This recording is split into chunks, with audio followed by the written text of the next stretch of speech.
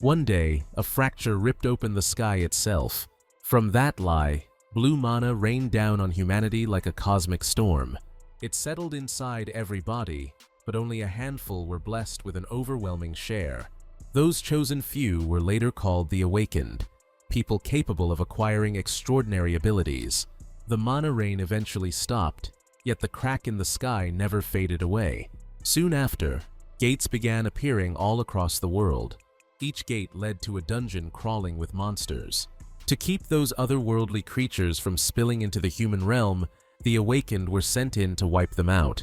One of them was the main character, Shin Jong-sung, whose body had absorbed mana only at a D rank level. Despite that, the boy managed to awaken a rare ability known as Weapon Creator. However, his low mana pool kept him from joining any monster hunting team. Then, a miracle happened, as the Dawan Guild accepted him as a support. With them, the main character stepped into his very first dungeon.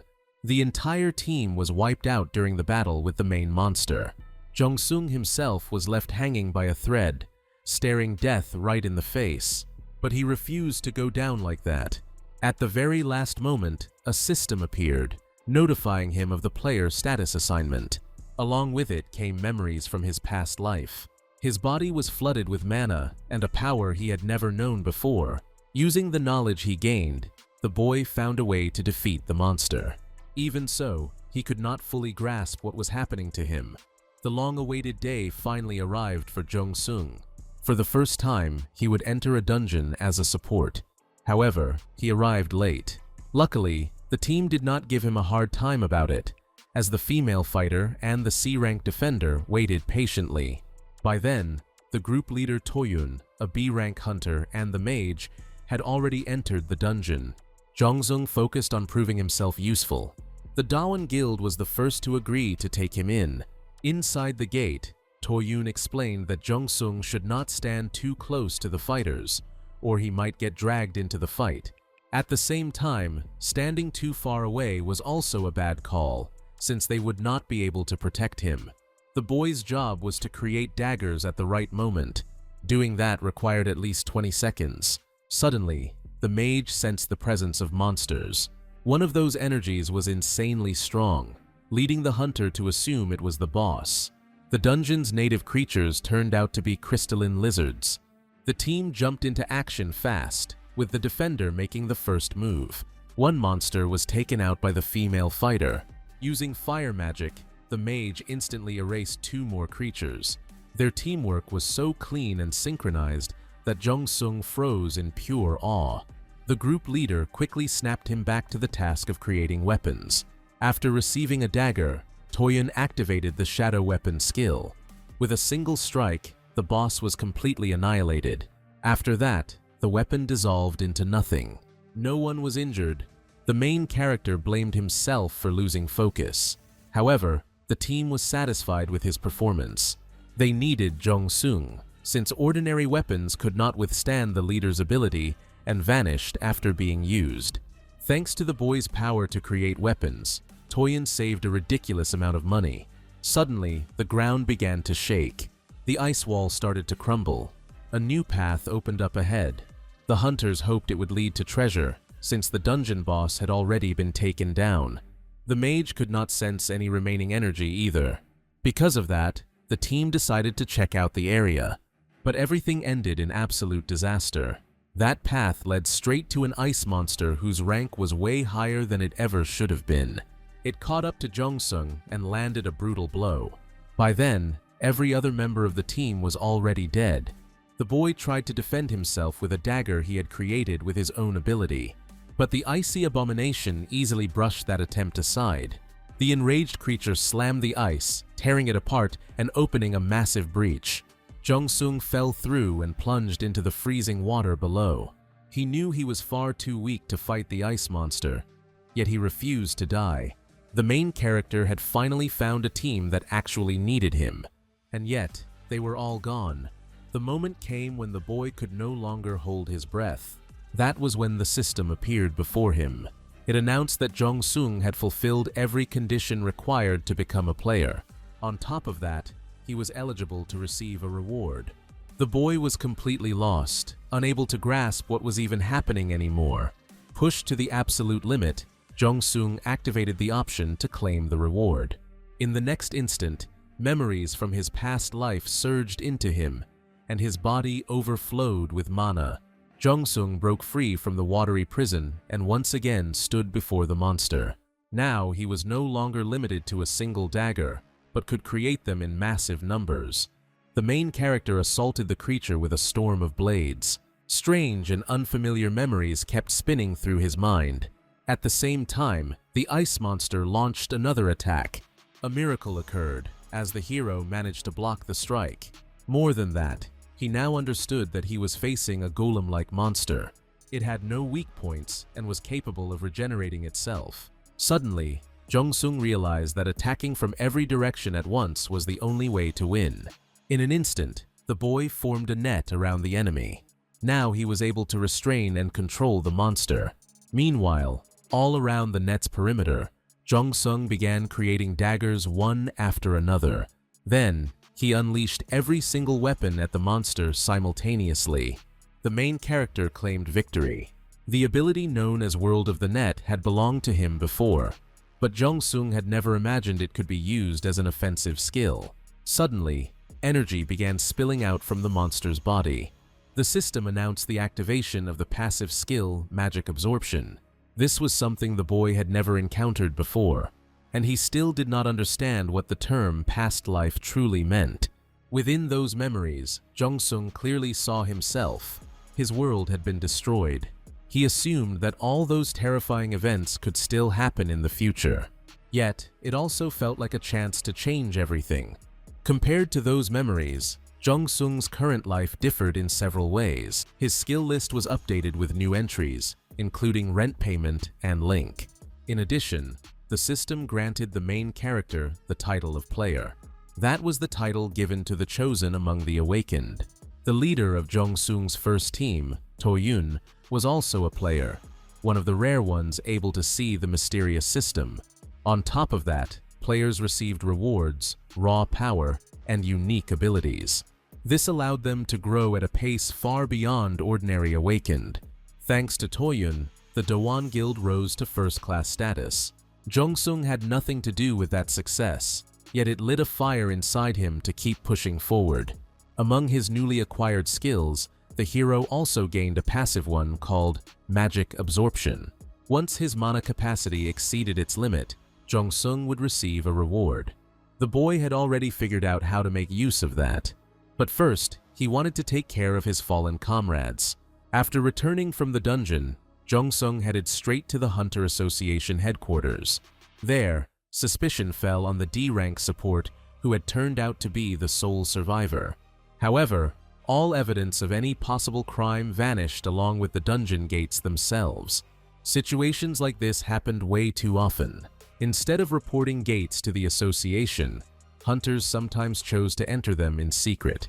The association paid generously for gate discoveries, but permission to clear them was sold through auctions. Small guilds like Dawan practically had no shot at winning those auctions. As a result, they lost the chance to enter dungeons legally and took the far more dangerous route. Everything seemed to add up, yet the head of the support unit felt something was off about Jong-sung's case. After what had happened, the boy should have been panicking. Instead, he remained unnervingly calm and answered every question with precision. On top of that, he personally delivered the bodies of his teammates to the association. That same uneasy feeling followed the main character on his way home. He clearly remembered the gate application form approved by the association. Yet at headquarters, that dungeon was registered as unknown. That meant someone had deceived the Dawan guild, or the association itself was involved. What worried Jong-sung the most was the thought that such incidents were becoming far too common. Every newsfeed was flooded with stories like this, and in every single group involved there had been a player. It felt like someone was trying to wipe all the heroes off the map. Because of that, Jong-sung decided to hide his abilities to avoid becoming a target. He would use that time to activate and develop his skills in secret. Fortunately, the boy possessed an ability that allowed rapid growth without drawing attention. Rent payment would play a huge role in that. A year passed, and hunters continued raiding gates as usual. Once again, one team ran into a dungeon error. Instead of an E-rank threat, the monster turned out to be D-rank. The weapon of the group's only fighter shattered. The beast kept pressing the attack. The team was pushed into a critical situation. Their enemy was the Null Lord. It was insanely tough and highly resistant to magic. The defender tried to hold the monster back while the others searched for a solution. The group leader relied on magic, since E-rank monsters were usually weak against it. But the appearance of the Null Lord completely flipped the balance of power. Despair washed over the hunters. Jong-sung was in that dungeon as well. This time, he was there as an assistant, tasked with collecting magic stones. Assistants were treated like errand boys and rarely received any recognition. Suddenly, the group leader noticed Jong-sung creating a pickaxe for himself. That was their chance. He immediately asked the main character to create a sword. But Jong-sung stuck to his plan and had no intention of exposing his abilities, so he refused. The group leader was completely stunned. They were all about to die, and the assistant was still holding back. There was no way out. Jong-sung agreed to fulfill the request only if, after clearing the gate, everyone forgot about his ability. On top of that, he demanded to be paid a support's wage. The team leader bristled at that. However, the main character guaranteed that with his weapon, the hunters would definitely clear the dungeon. Meanwhile, the association proposed cooperation to the Guild of Mass Slaughter, one of the top 3 largest guilds. They were forced into it, since rank errors in dungeons had become a regular occurrence. Normally, situations like that ended with everyone dead. Yet the news reported a successful clear of a dungeon with a rank error. The guildmaster Taehyun noticed Jong-sung on the screen and felt he looked familiar. Not long ago, the man had been near an A-rank dungeon with an error. He had seen the main character there, back then part of the team as an assistant. Successful clears of error-ridden dungeons could be counted on one hand, and Jong-sung had already been part of 2 such lucky teams. Taehyun sensed that this was no coincidence.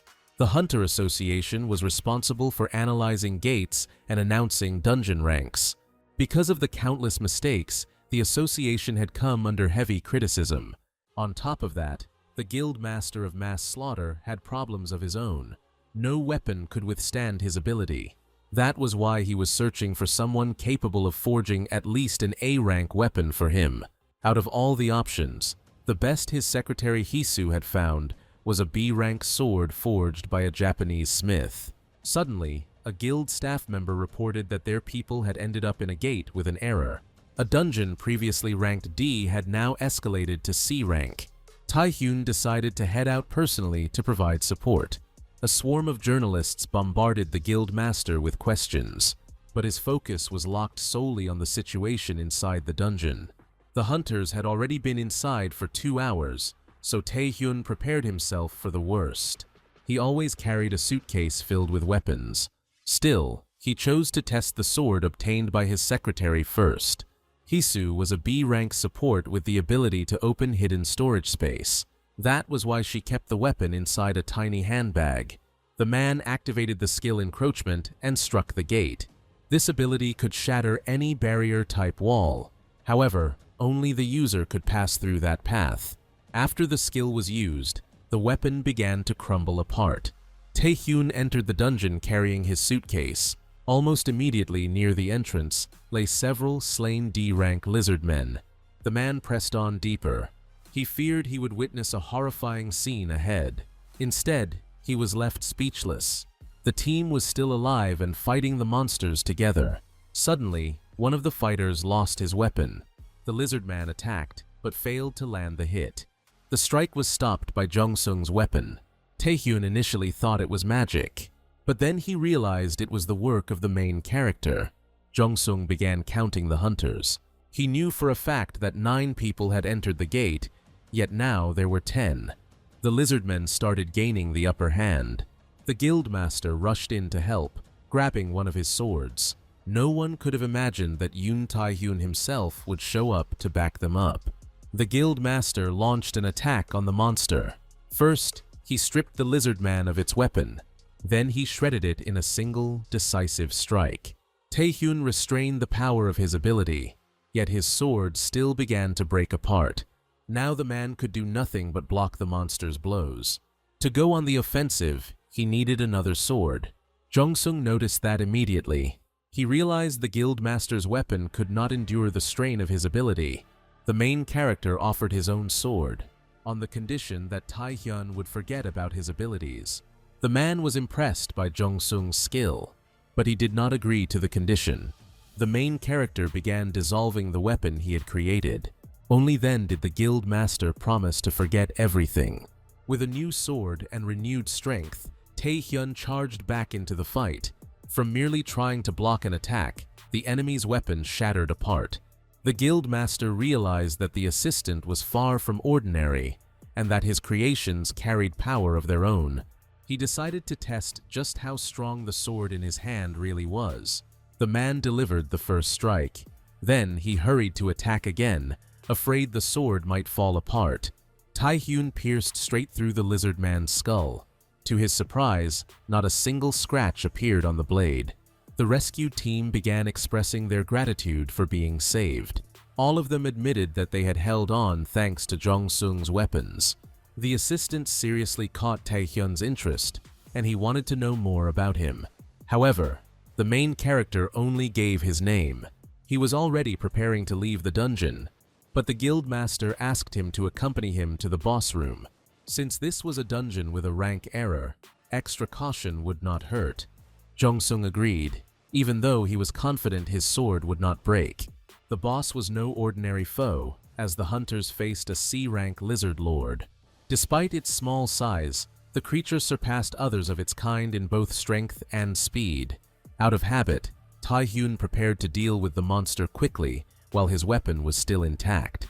The lizard lord was not alone, as a gigantic reptile capable of spewing flames lay beside it. That creature was the first to leap into battle. This time, Taehyun evaded the attack. For him, using his strength efficiently was critical. As a result, the guildmaster focused his attention on the boss. Their swords collided, yet neither side managed to land a hit. The dungeon boss mounted the massive reptile. At its command, the creature unleashed a fiery assault. At that moment, Taehyun noticed an unfamiliar barrier forming in front of him. It was a defensive shield created by the main character. Once again, the boy managed to astonish the guildmaster. Just how many abilities was this assistant still hiding? While Taehyun was distracted, the reptile lord hurled a chain around his sword. The man did not resist much, deliberately stalling to learn more about Jong-sung. But then the lizard lord yanked the chain, nearly flinging Taehyun straight into the reptile's jaws. Once again, the main character was forced to step in. He nullified the seized weapon and instantly recreated it in a different position. That opening was enough for Taehyun to strike and destroy the reptile. Now it was the boss's turn. The guildmaster went on the offensive. The lizard lord lost an arm. Only then did it realize that the assistant had to be eliminated first. It charged straight at Jong-sung. The boy did not even flinch, blocking the attack with a shield he had created. At the same time, Taehyun arrived to finish the monster off for good. The hunters exited the gate. Journalists immediately swarmed the guildmaster with endless questions. Every hunter on the team claimed they had survived thanks solely to Taehyun. Meanwhile, the main character handed over the bags of mana stones and hurried away from the scene.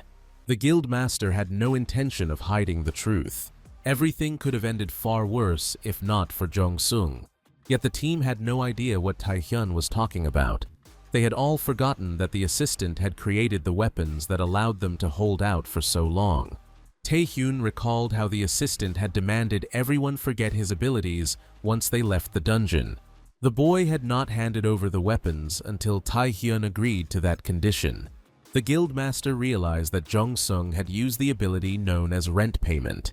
But how could a D-rank support wield an A-rank ability, or even something beyond that?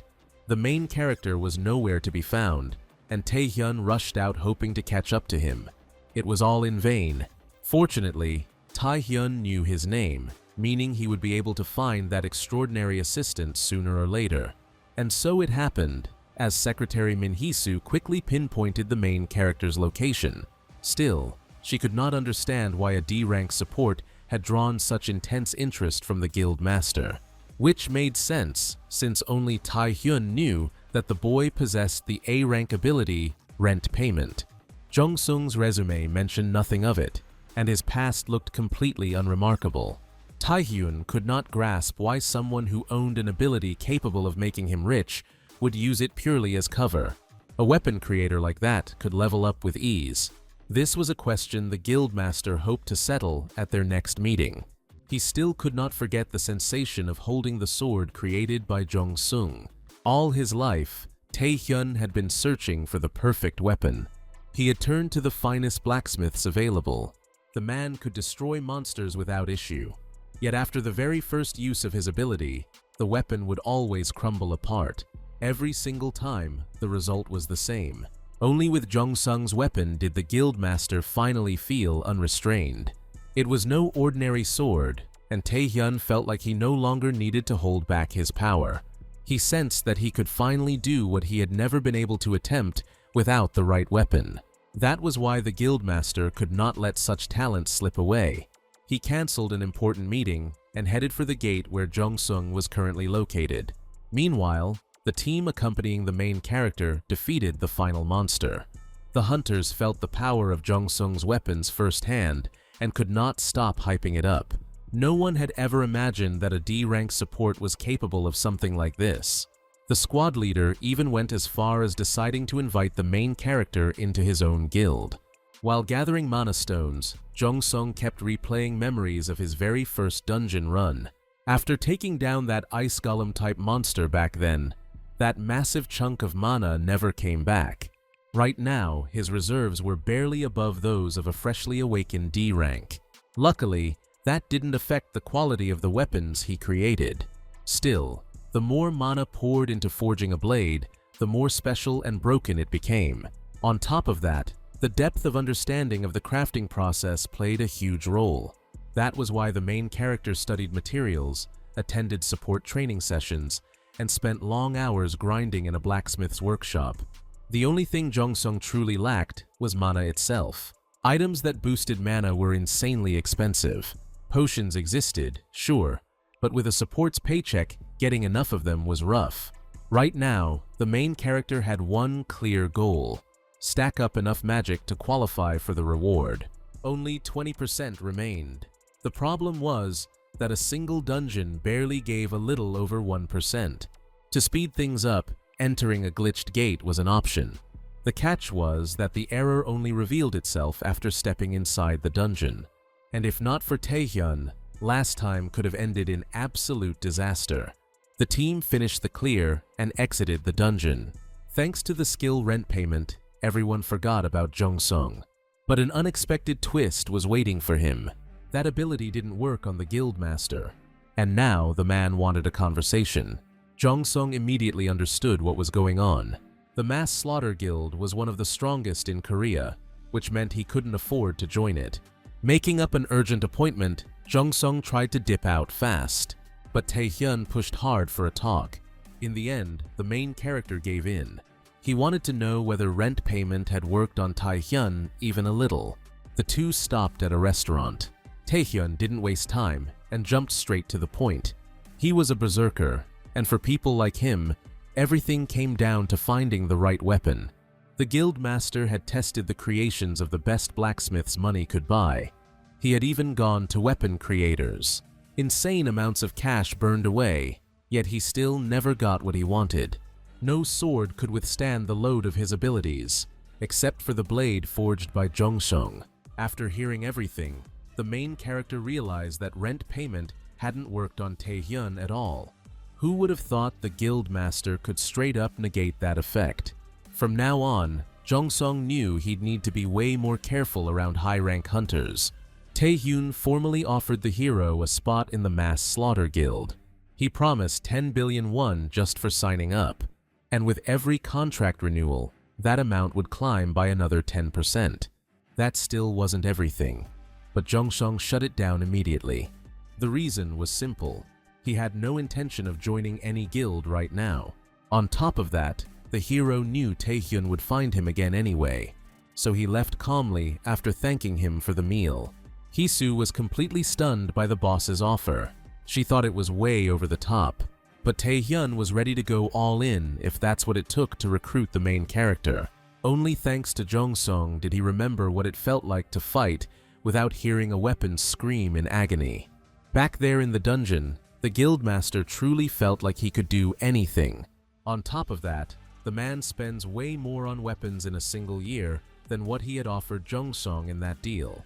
The main character was still riding the shock. Who would have ever thought the day would come when he'd turn down one of Korea's top 3 guilds? Meanwhile, strange things were going down inside one of the dungeons. A hunter named Toman turned on his own team. He had already wiped out everyone except one, and he had no intention of dragging things out with the last survivor. The team leader tried to stand up to Toman, but the gap in power was overwhelming. Once his weapon was gone, the hunter lost all hope of making it out alive. With a single strike, the bastard sent the brave man flying into the wall. Pleas for mercy only fueled Toman's urge to end it faster. A grin spread across his face as he delivered the final blow. Weak opponents did nothing but kill the thrill for the scumbag. To lift his mood, Toman pulled out his phone and snapped photos of his victims. There were already plenty of those on his record. Suddenly, he felt a presence that was painfully familiar and absolutely disgusting to him. The priestess Murena had arrived. The two of them moved according to the executioner's will. Still, Toman hated fighting weak prey. He craved a clash with an S-rank hunter and hoped the priestess would make it happen. Murena didn't refuse and immediately got to work. She formed a demonic circle above the hunter's corpse and poured in corrupted energy. The priestess offered the hunters' bodies as sacrifices. From that, she managed to grow a demonic entity. Around the same time, the main character was about to enter a D-rank gate. But instead of one of the team members, the head of the mass slaughter guild appeared. He came in disguised, yet the main character recognized him instantly by the weapon case. Jongsung knew the berserker would track him down eventually, but not this fast. Now, the two of them headed into the dungeon together. Taehyun tried to find out why the kid kept refusing to join the guild, but Jongsung had no intention of explaining himself. Instead, his attention shifted to the other members talking about the Hyunmu guild buying C-rank gates. Taehyun caught that moment and played it to his advantage. He pointed out that members of major guilds had priority when buying gates at auction. For hunters, that mattered a lot, bringing recognition and rewards. Absurd amounts of cash basically rained straight into their pockets. On top of that, big guild members got passes to challenge any gate they wanted. And of course, every valuable drop they earned stayed theirs. The perks were endless, but Jongsung didn't budge and rejected Taehyun's offer once again. The team moved through a pitch-dark cave. A female mage lit the way with her staff. Suddenly, the hunters ran into thick webs. Everyone in this team, except Jongsung and Taehyun, was a rookie. According to the Hunter Association's intel, the monsters here were spiders. There were about 50 of them, each only E rank. But their real power showed in numbers, together reaching D rank. On top of that, spider bites had to be avoided, since they could paralyze prey. The team began preparing for battle. Jongsung would have preferred to stay unnoticed, like always, but Taehyun reminded everyone that protecting assistants and supports was the duty of every hunter on the team. The monsters began their advance. The defender instantly threw up a shield, covering the entire team. The mage girl fired off a crackling burst of lightning. The fighter carved through spiders with his sword. The team was moving clean and tight, so Taehyun shifted his focus to Jongsung. The kid was about to head out in search of mana stones, but on the opposite side, far more monsters were waiting than the intel had claimed. Berserker Taehyun activated his skill. With a blazing sword, he effortlessly erased the first wave of the legion. At the same time, the spiders closed in around the rest of the squad. Taehyun dashed to their aid. Then he stopped, unable to leave Jongsung without protection. Meanwhile, the main character moved straight toward the spiders, relying solely on his own strength. The boy activated the skill World of Webs.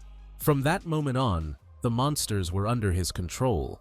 His low mana reserves allowed him to create only a single sword, but he found a way around it. Inside the web space, Jongsong began to spin the weapon, cutting down the monsters one by one. Thankfully, their rank was low, so handling them as a D-rank hunter wasn't a big deal. Taehyun was stunned by what he saw. Jongsong wiped out every spider in less than 10 seconds of combat. Caught up in the moment, the guildmaster even forgot about the rest of the group. The hunters were already at their limit, barely holding back the monster assault. Taehyun instantly reactivated his berserker skill and charged in to save them. The flames of that overwhelming power roared back to life. The monsters stood no chance against a hunter of that level. The fight ended in victory, and the team couldn't find the words to thank their savior. They had no idea that the head of the mass slaughter guild was right there beside them. The mage girl was the most emotionally charged, staring at her idol with eyes full of awe. But holding Taehyun's attention for long proved impossible. The fighter and Jongsong had already returned from scouting. There were no monsters left anywhere else. Only one unexplored location remained. However, the team leader refused to continue the clear. The scouting data differed too much from reality. Rookie hunters always rely heavily on dungeon intel. Not everyone can quickly adapt to the strange conditions of another world. The geography and the creatures living there are vastly different from those on Earth. That's why hunters with detection or concealment skills are sent in first. They gather critical information and are known as scouts. Only after that does the dungeon's true rank usually spike. No one knows what awaits hunters in the boss room. Despite that, the fighter and the mage girl wanted to push forward, and Taehyun backed them up. He had come to study this dungeon and believed finding the main monster was necessary. At the same time, he hoped to learn more about the main character as well. In the end, the team leader agreed. He was ready to hand command over to Taehyun, but Taehyun insisted everything stay as it was. The hunters pressed on. Before long, the team discovered the boss room. It was known that the main monster of this dungeon was the D-rank Spider Queen of the Legion. Not a particularly strong foe, but never trust the initial intel, for mistakes can hide deadly truths. The hunters stepped inside. Surprisingly, Taehyun felt no energy emanating from the room. Yet the moment they saw the monster ahead, the team braced for battle. The mage girl unleashed a crackling bolt of electricity. When the sparks faded, it became clear. The Spider Queen had already been dead before the attack. Something was definitely wrong. The team leader ordered a retreat, but it was already too late. A piercing scream echoed through the chamber, far more powerful than anything they'd expected. It was Arachna, a B-rank monster capable of commanding all spiders of her kind. She expanded her army by claiming new territories and could share her strength with her minions. Arachna surged toward the hunters, but Taehyun intercepted her in time. His weapon had already begun to crumble, so he rushed to deal as much damage as possible. Unfortunately, he couldn't land the decisive blow. His sword shattered. Arachna lunged at the now unarmed Taehyun. She couldn't reach him. Jongsong blocked the strike with his spiritual weapon. Now all hope rested on him. But the main character needed time to forge a new sword. Nothing worked. Jongsong had exhausted all his mana reserves. Fortunately, he had brought potions along, but they could only be consumed once per day, or dependency would form. Still, their effects were instant. Taehyun struggled with all his might to buy precious seconds. It wasn't easy. The enemy was overwhelmingly strong. Arachna's combat power equaled 5 A-rank hunters, so the rest of the team had work to do as well. They had to deal with the advancing spider army. Jongsong created new weapons for everyone. The hunters couldn't hide their astonishment. The support's abilities were truly awe-inspiring, but their amazement only deepened when the team tested the weapons. Slaying monsters suddenly became unbelievably easy. Every hunter's skills were amplified manifold. Meanwhile, Taehyun managed to inflict serious wounds on Arachna. Only then did he activate his skill. The next strike dealt fatal damage to the foe. It seemed as though the battle had ended, but spiders began converging from all directions. They rushed toward Arachna. In mere seconds, the boss began to regenerate. The spiders sacrificed themselves to resurrect their queen, and this would happen every time until the entire spider army was eradicated. Taehyun activated his skill once more, yet his sword began to crumble immediately. Now Jongsung fully recognized the power of the Guildmaster. Luckily, there was just enough time for the main character to forge the finest sword he possibly could. Taehyun grasped the weapon, feeling the power to obliterate every monster in a single strike. The berserk activated his core skill, Explosion. His fiery power erupted, engulfing the entire chamber in searing flames. It was the first time Taehyun unleashed his ability fully, without holding back. And it worked. Arachna and her army were utterly annihilated. Taehyun always had to gauge his strength carefully, or his weapons would shatter before the strike. That's the price of unimaginable power. But thanks to Jongsung's sword, this time was different. Energy surged through Taehyun, wild and uncontainable. He literally ignited with power, yet restraint would have cost him his sanity. Now the Guildmaster had no doubts left. Jongsung was a rare awakened being. If the world learned of his abilities, every eye would turn to him. Arachna's corpse began radiating corrupted energy. No one but Jongsung could see it. Even the high-level hunter Taehyun felt nothing. To absorb the energy, Jongsung activated his passive skill. He accumulated a full 100 mana units for his next reward. Now the hero could wield demonic weapons. These arms could materialize on demand, without consuming additional mana, but they could only be used once per day. Thanks to Arachna, Jongsung had gathered half the energy needed for his next reward. Yet the surprises weren't over. The Guild Master of Mass Killers chose to apologize to the boy. He felt embarrassed by his own persistence. The team leader witnessed this moment. He realized Jongsung was no ordinary human, if even the Guild Master bowed before him. But meddling in the affairs of the powerful is dangerous. The fighter and mage girl had returned from scouting the territory, but before they saw anything, the leader hurried them out of the dungeon. The connection between Taehyun and Jongsung was obvious, but this knowledge could backfire on the hunters. Major guilds always protect their own security. Meanwhile, Taehyun proposed a contract to Jongsung. He didn't waste time. By the next morning, everything was arranged. Min Hisu prepared the documents. All terms matched those discussed in the dungeon, so Jongsung signed without hesitation. Even in the dungeon, Taehyun had offered the main character unofficial support. He would supply Jongsung with anything he needed. In return, the boy would perform certain tasks. The main character could refuse if something didn't sit right, but it hardly mattered. The key goal was to form a bond between Jongsung and the Guild of Mass Killers. In the dungeon, the Guildmaster had failed to get a definite answer. Hunters Association agents had arrived for him, yet he hoped Jongsung wouldn't refuse. For him, the main character's ability was priceless. It worked in Jongsung's favor too. He could cooperate with the guild without officially joining it. The boy handed a list of needed items to Secretary Hisu, and she delivered a gift to Jongsung from Taehyun. All those items on the list? Jongsung didn't actually need them. He had requested them for someone else. After that, he hurried to the Gate Registry organization. A modest A-rank hunter named Chia was supposed to arrive here. In about 2 years, the selection of players would take place. Han Chia would be one of the chosen. After countless achievements, she would earn the title of Goddess of Archery. But at this stage, the girl was painfully insecure, and that insecurity was holding her back. With great effort, Chia pushed her fears aside and entered the Gate Registry Center. She wanted to register for the D-rank training gates. Despite her high A rank, Chia had almost no real experience. After mana rained down from the sky, the Hunters Association began measuring its presence in humans. Later, based on these measurements, Awakened were divided into ranks. But rank wasn't fixed. It could rise or fall. Everything depended on an Awakened's accomplishments in the dungeons. The girl had received a high rank, yet she hadn't developed a single skill since then. She had only entered gates twice, and both attempts ended in failure.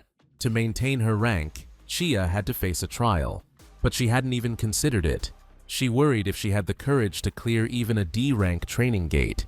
Chia's insecurity wasn't just holding her back, it was slowing the whole team, so she wanted to enter the gate alone, sparing everyone else.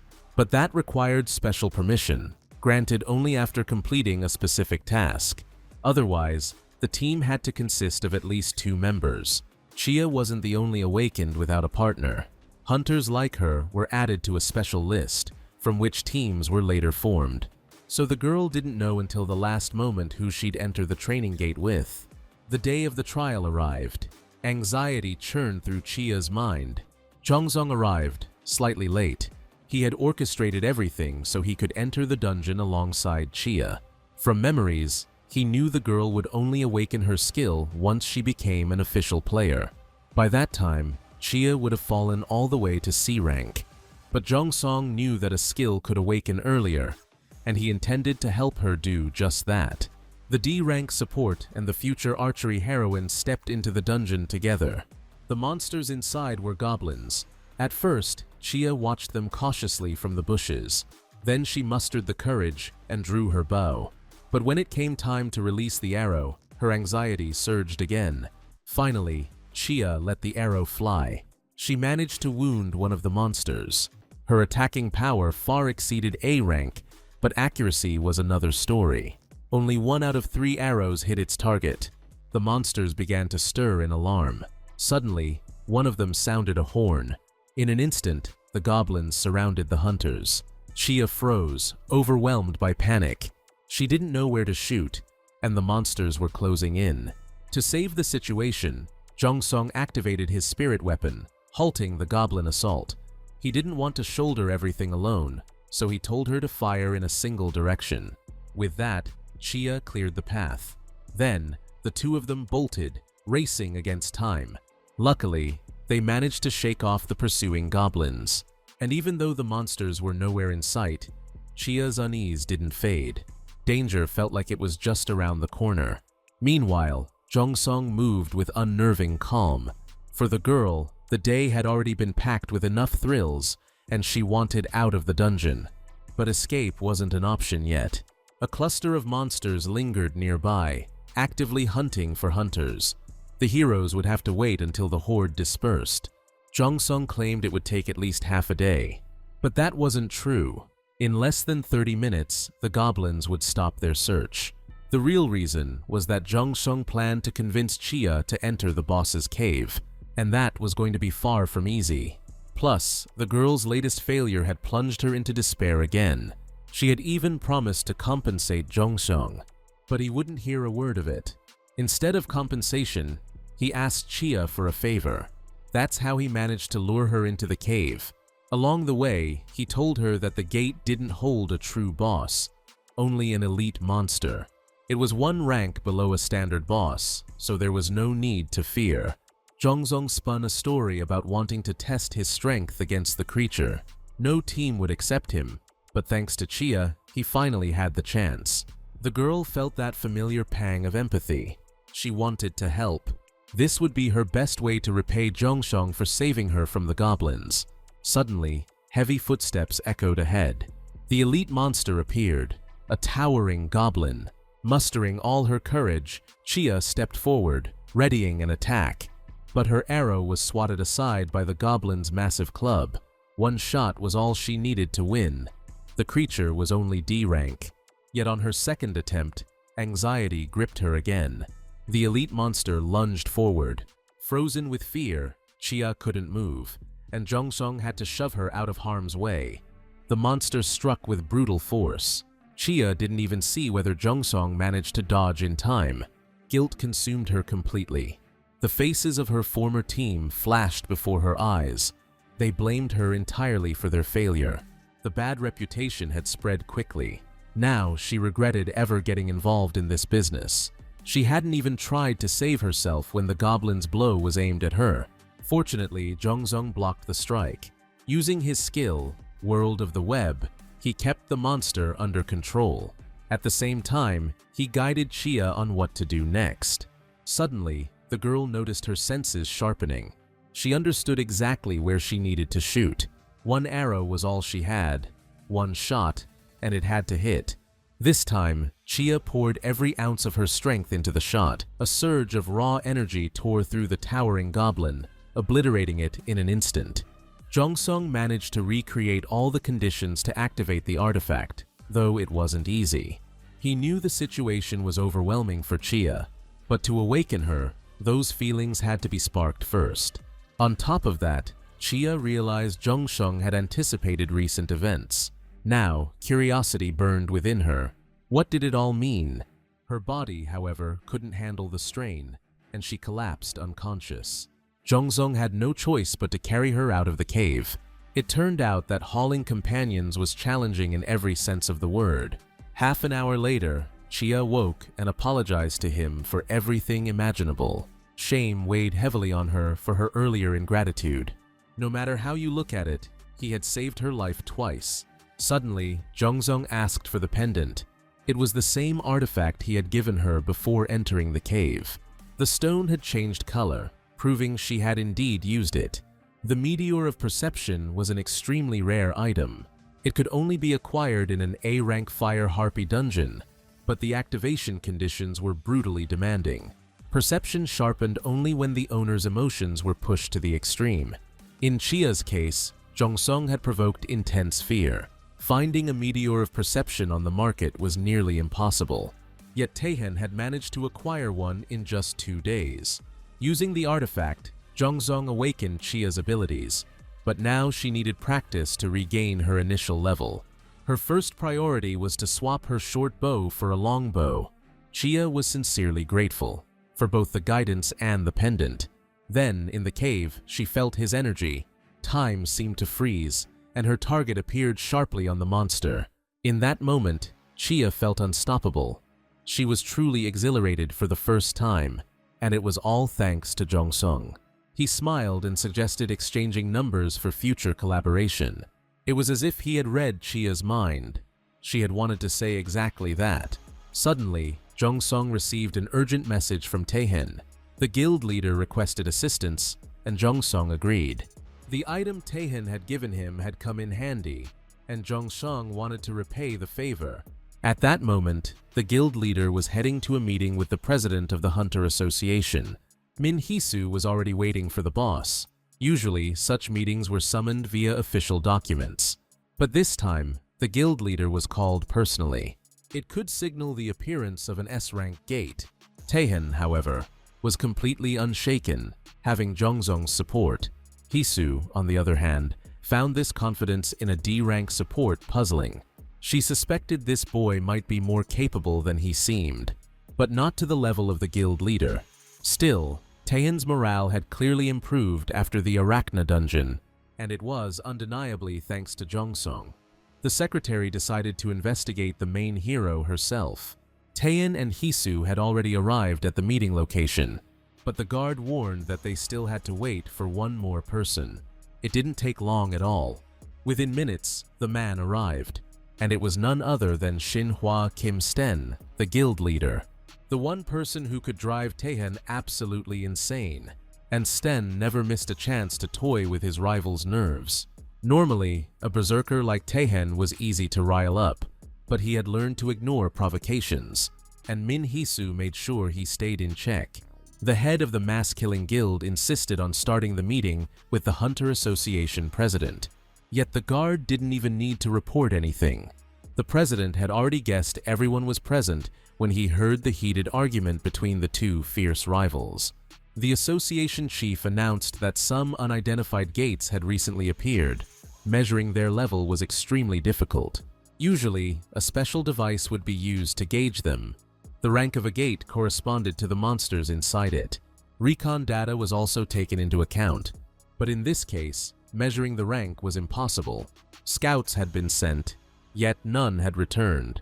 It was unknown how long the gate's curtain would hold, but leaving things as they were was not an option. There had already been cases where monsters emerged from the portal. This time, a catastrophe had to be prevented.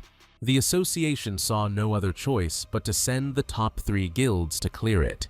However, the third guild, Henmu, was currently on assignment and couldn't participate. The association president promised to provide anything necessary to resolve the situation. 2 days were given for preparation. It didn't matter who the guild leaders chose for their teams. The outcome was what counted. And that was good news, because Taehyun could take Jongsung with him. After the meeting, Sten was in a foul mood. He ordered his subordinates to assemble a team of A ranks. Taehyun's smile gnawed him like a persistent shadow. Xinhua Sten sensed his rival had an ace up his sleeve, and it drove him insane. In a fit of irritation, he commanded they hire Kan Yuran.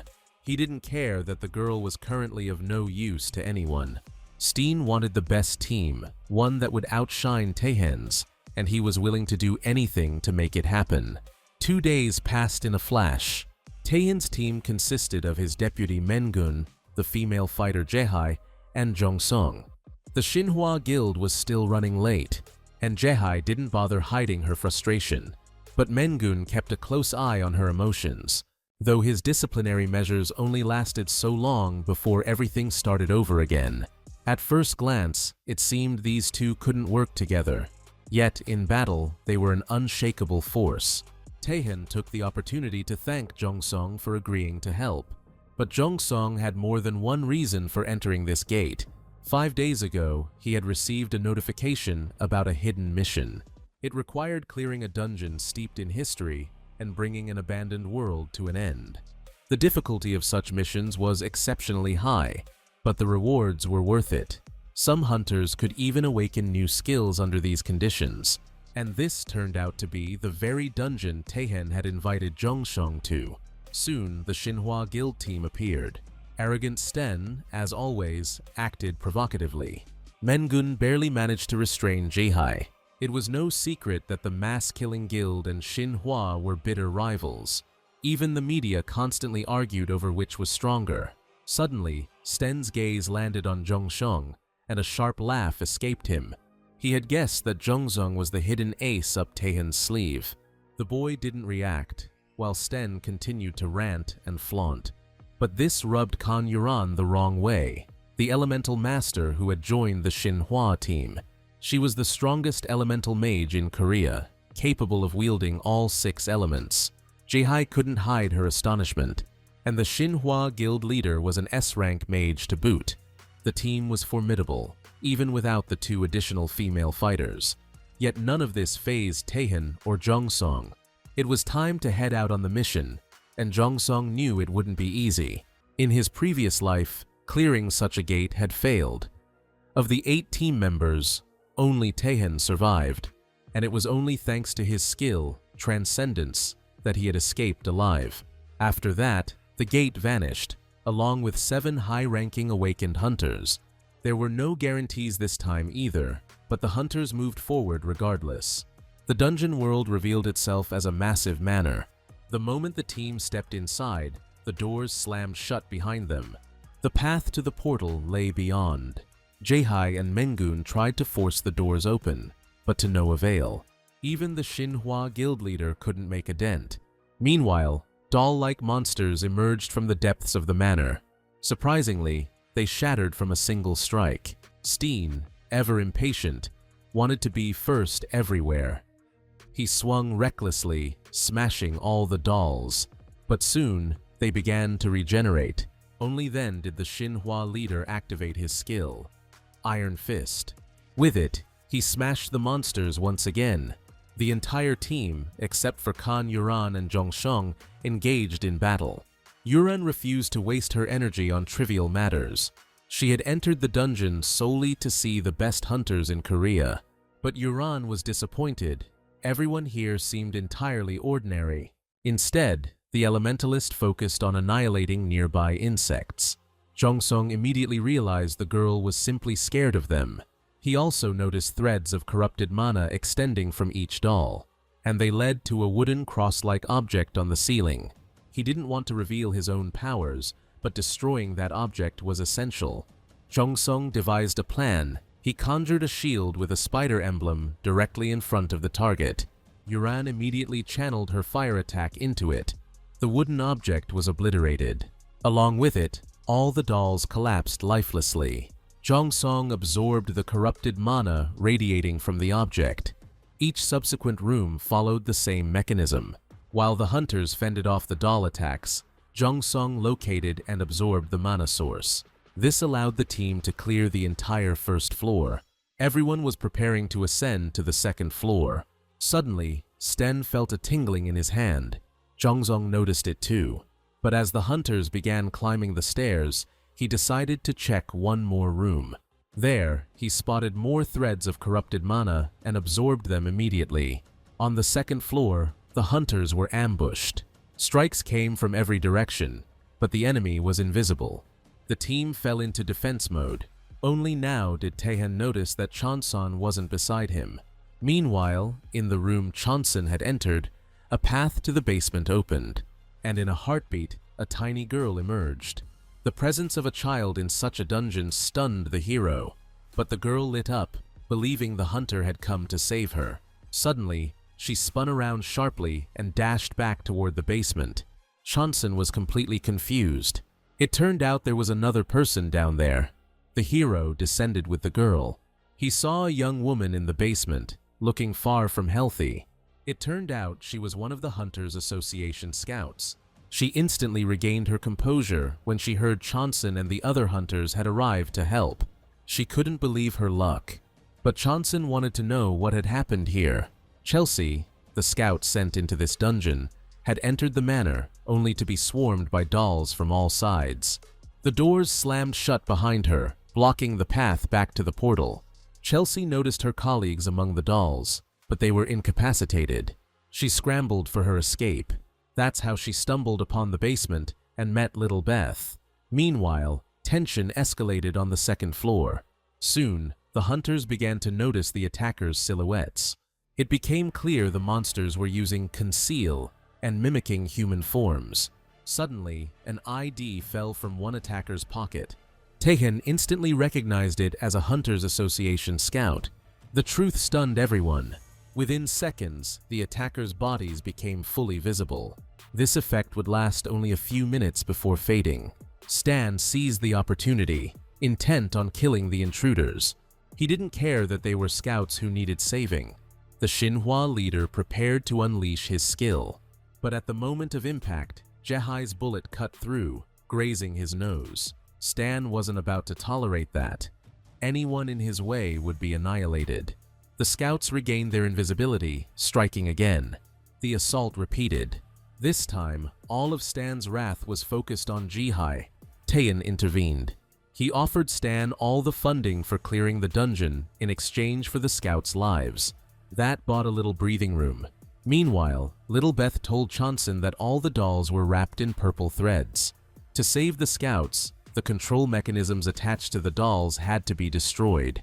Simply cutting the threads could trigger an explosion. Stan's patience had snapped. He gave Taehyun 20 seconds to resolve the scouts' predicament. Blocking strikes from invisible foes was insanely difficult. Stan's patience snapped. He slammed down a 20-second ultimatum on Taehyun, daring him to solve the scouts' crisis before the countdown ran out. Blocking strikes from invisible foes was insane. Every swing a blur, every movement a gamble. Only Yurim stayed cool, unfazed by the chaos, letting her elemental mastery flow seamlessly for the team's advantage. The seconds were slipping away, and no solution had emerged. Stan was already readying his iron fist. But at the moment of impact, his skill nullified itself. The tingling in his hand, which had appeared earlier, repeated. That's when Chonsun appeared, accompanied by Beth. He knew the way and was determined to save the scouts. Taehyun exhaled in relief when he saw the hero was fine. But at that moment, Conceal rebooted, and the scouts vanished again. Only now they chose a new target, Chonsun. Taehyun stepped up to defend him. Unlike the others, the hero could clearly see the attackers' silhouettes, their bodies shrouded in threads of mana. He marked the mechanisms that had turned the scouts into dolls. The hunters just had to hit the targets. Taehyun dove in, and it worked instantly. The scouts stopped attacking and simply collapsed. Who would have thought it could be that simple? The same scenario repeated with another attacker. Once the scouts' problem was solved, everyone's attention turned to the little girl. Stan eyed Beth suspiciously. He couldn't believe a simple girl had gotten into a dungeon so heavily guarded by the association. But Taehyun immediately stepped in to defend her. A fiery dispute erupted between the men. Their energy blazed, ready to explode at any second. Soon, the argument spread to the other team members as well. Only then did Chansun sense something was off. His own emotions surged too. It was Beth's doing. The girl reveled in having sown discord among the hunters, and the hero had helped her do it, almost unwittingly. To brainwash, one had to get close to the victim. Chansun had also fallen under the child's influence. Upon first meeting Beth, the hero had thought she was a monster, but later he had trusted her, and that's when he succumbed. Now, all the hunters were wrapped in threads of corrupted mana, but Chansun could resist it. Thanks to his passive skill, he absorbed the monster's energy. Everyone snapped back to reality quickly. Then the hero revealed that the enemy was none other than this little girl. The hunters prepared to finish her fast. But then Beth summoned her parents. 2 massive dolls appeared from the adjacent hall. Stan immediately launched into attack. That's when another player entered the scene. Beth's brother, Louis, took control of the Xinhua guild leader. The man became a puppet in the hands of the little boy. Now Chansun understood why he had sensed corrupted mana from Stan's hand back on the first floor.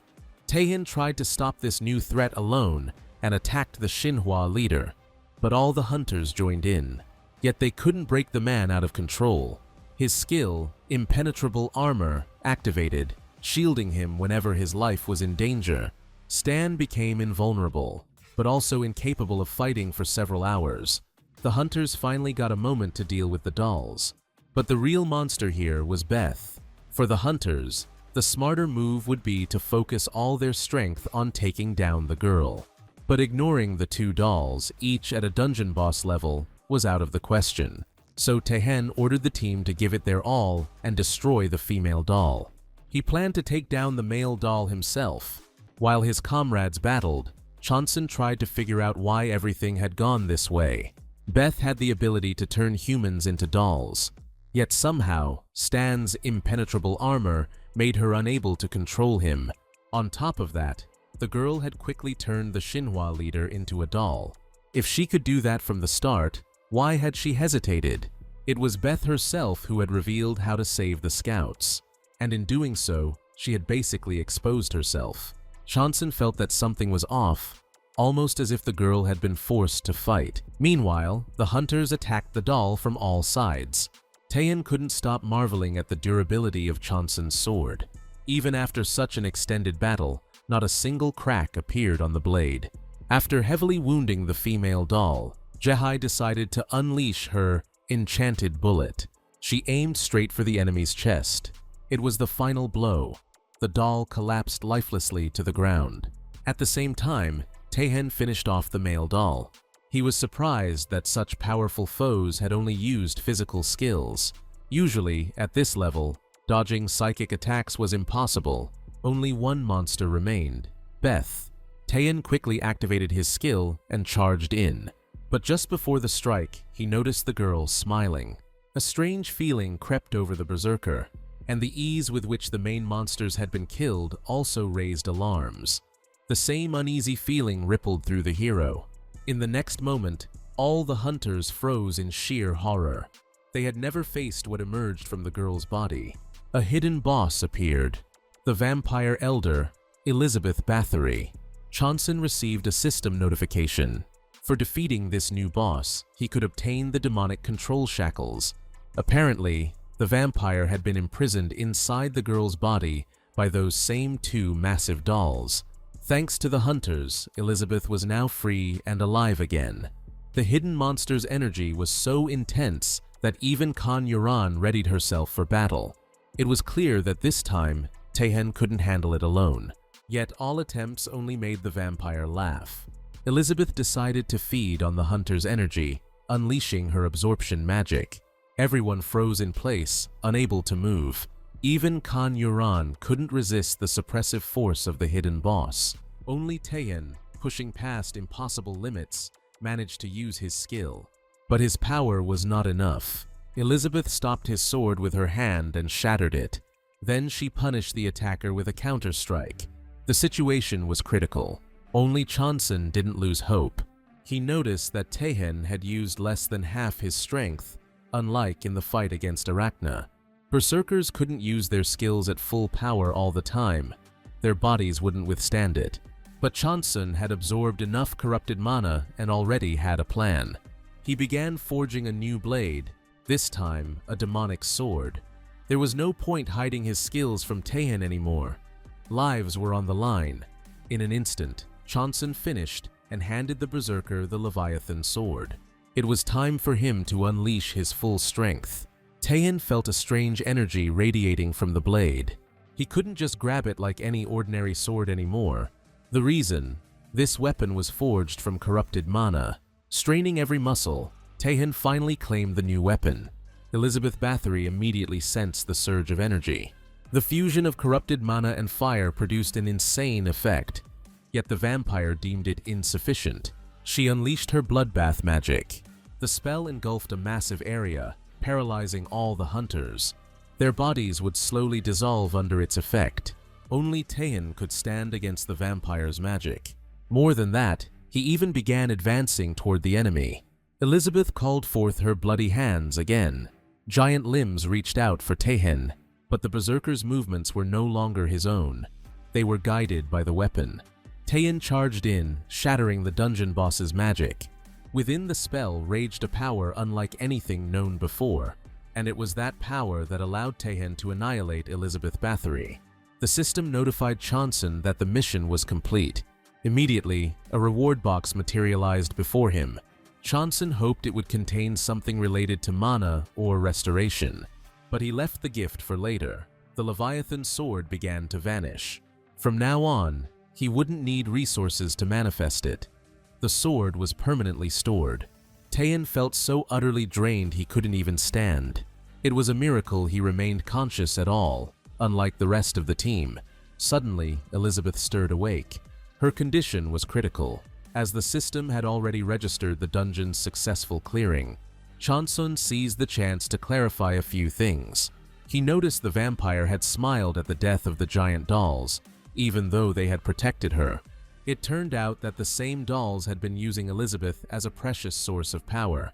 Long ago, the vampire had saved the mansion's owners from a monster. In gratitude, they had invited Elizabeth to stay with them, and that's how she got trapped. The vampire didn't even realize how she had become part of that family. For a brief moment, she had felt happiness, but she hadn't noticed falling under control. Those people had sealed her abilities and trapped her within the body of a doll girl. That way, they could exploit the vampire's corrupted energy to defend against monsters. For a long time, she couldn't move. Then, the system appeared before Elizabeth. It told her she could finally leave the abandoned world. Her task: eliminate hundreds of unwanted guests, the hunters. That meant Elizabeth herself was a player. In her world, a rift appeared in the sky. Soon after, gates teeming with monsters emerged. The mansion's owners had prepared to shield themselves from monsters. Using the vampire's corrupted mana, they forged a barrier that stretched like a desert. Chonsun was fascinated. He wanted to know how to take down the threat of the gates, but Elizabeth couldn't help. While trapped in the girl's body, her own world had been destroyed. The hero wanted to ask more questions, but the vampire's body began to crumble. At that moment, the system notified him that the reward, demonic control shackles, could be used. Chonsun acted immediately. As soon as he placed the item around Elizabeth's neck, the vampire began to recover. From now on, she would obey Chonsun and become his familiar. Chonsun was thrilled that his familiar was also a player. He could have saved the item for another monster, but this case was special. Within seconds, the system registered the contract. The vampire instantly changed her form. Elizabeth transformed into a cat, yet she retained the ability to speak. Chonsun continued pondering the vampire's imprisonment. That nagging feeling that something was off returned. Even if the mansion's owners had tried to protect themselves from monsters, what kind of life was that? And the dolls weren't the type that fought for their own ego. Elizabeth stuck to her theory. The human brain adapts to the body it inhabits. That's why the mansion's owners lost their own minds. using someone else's corrupted mana. To put the speculations to rest, Chonsun searched for clues among the doll fragments. In seconds, he retrieved the male doll's essence crystal. The crystal contained the soul of the person turned into a doll, along with their memories. Chonsun showed the crystal to Elizabeth. The cat seemed transported to the past. She saw the same family seated at a table. The woman in the memory revealed that she was experiencing the same vision. At most, in 5 years, their world would be destroyed by monsters. Hiding the mansion with corrupted mana would eventually make it lost between 2 worlds. And then, death would only be a matter of time. There was only one way out: place their souls into dolls. Then the boy, Louis, noticed that Elizabeth was different. She could survive. And he wanted to help her do just that. Thanks to the vampire, their family had survived so far. The boy was ready to protect Elizabeth, even from within the body of a doll. The family made a hard decision. They placed all their essence crystals into dolls. Over hundreds of years, their consciousness would fade, but they wanted to ensure that Beth lived long enough to be taken to another world. No one knew what awaited them beyond. Seeing the truth, the vampire couldn't hold back tears. Chonsun spent 50 units of corrupted mana to restore Beth to her original form. It lasted only 3 minutes. The hero asked the vampire to pull herself together and repay him for saving her. Though it wasn't easy, Beth cared for the souls of the family members. Chonsun also completed an extra task. He learned the truth about the vampire, and for that, he received a reward: a magical treasure chest. The dungeon was fully cleared, 100%. The wounded were immediately treated near the gates. Beth, now a cat, wasn't thrilled with the new world, but she was determined to live a happy life there. After returning from the dungeon, Kan Yuran felt utterly drained. But at home, another disaster awaited her. Toman, the hunter-slayer from the dungeons, wanted the full details of the cleanup. He didn't expect much. He knew Yuran had lost consciousness during the battle. Yet, she had seen Taehyun kill the boss using the weapon Chonsun had provided. Toman's eyes ignited with a burning thrill. He had long hunted for an S-rank hunter, and Taehyun was his target. Kan Yuran advised him to deal with the support first, but Toman couldn't fathom that so-called trash could pose a real threat. A weapon without its wielder was useless. Still, he was confident he could take out both. Several days passed. Chonsun spent most of the time asleep, still recovering. Beth's absorption skill had drained him like nothing else. He wanted to ask the cat how to handle the aftermath, but she wasn't in the room. It seemed Beth was exploring the new world. But Chonsun didn't worry. He could summon his familiar any time. Meanwhile, Chonsun decided to peek inside the magical treasure chest he received in the dungeon. Anything could appear from it. Usually, it offered the item the player needed the most. But there were drawbacks. A sword might be perfect for offense, but impossible for defense. Or a shield could block any attack, yet redirect it to a random target. Sometimes players found ways to control these downsides, but usually at the cost of bloodshed. Chonsun guessed he'd get an item to restore mana or boost it to a certain level. He figured that's what he needed most. Finally, he abandoned speculation and opened the chest. The item selection for Shin Chonsun began. Seconds later, he received the ring Trader's Gluttony. It granted the skill Mana Leak. The effect depended on the target's positive affinity toward the user. Chonsun's anger flared. He hurled the ring across the room. The skill was decent, but the positive affinity condition infuriated him. At that moment, the cat returned. She informed him that the head of the Shinhwa Guild had arrived. The news wasn't exactly pleasant. Stan, to put it mildly, didn't like the neighborhood Chonsun lived in. Even the thought that he would personally hire a support made him uneasy. Yet the Shinhwa Guild leader believed Chonsun was worth it. Even without Yuran's input, he had felt a unique power in the dungeon. The hero had endowed Taehyun with the energy capable of shattering Stan's barrier. No wonder the head of the Mass Kill Guild had hired this boy. But Stan planned to sway Chonsun to his side, and he sincerely believed he could succeed. However, Chonsun didn't care about the guild leader's intentions. What concerned him was that Stan now knew his home address. The man hoped his presence would impress, but it only sparked displeasure. Besides, Chonsun had no intention to chat. He stepped out to renew his assistant work permit. Stan was ready to pay triple what Taehyun would offer. But Chonsun refused them both. The head of the Shinhwa Guild was boiling with fury, veins throbbing like wildfire. Kan Yuran flat out refused to cooperate as well. But now, Stan was ready to make sure these two would regret their choices. Meanwhile, Chonsun had already stopped thinking about the Shinhwa leader entirely. Suddenly, a shoulder slammed into him. A man walking the opposite way. Chonsun felt the raw reminder of just how weak he still was. Turning to apologize, he froze, catching familiar facial features in the crowd. For a split second, he swore it was Dojan. Yet Chonsun had believed him dead all this time. Days had passed. The hunter team was already gathered at the C-rank gates. Chonsun was there too, in the role of assistant. One member of the group, Dojan, knew him well. This was the younger brother of the guild leader Dawan, Moon Taehyun. It had been Chonsun's first team. Dojan couldn't understand why his brother had been so obsessed with clearing the D-rank gates. The secret lay in the items, treasures that could be claimed with minimal effort. Taehyun wanted to grow stronger, knowing the big guilds were also scouting these dungeons.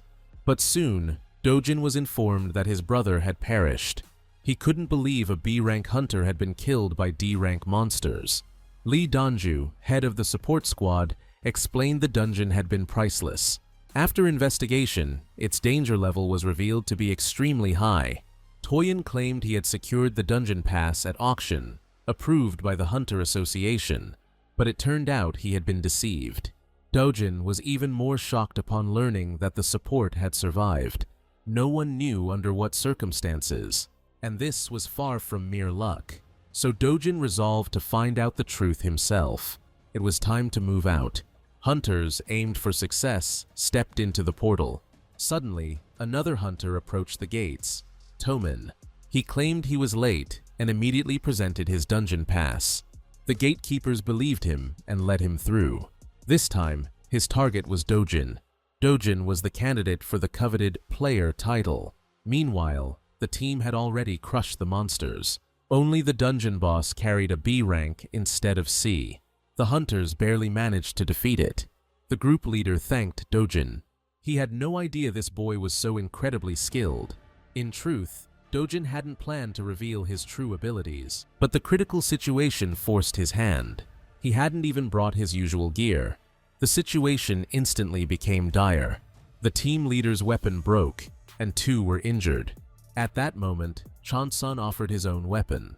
Dojan immediately felt his attack power double.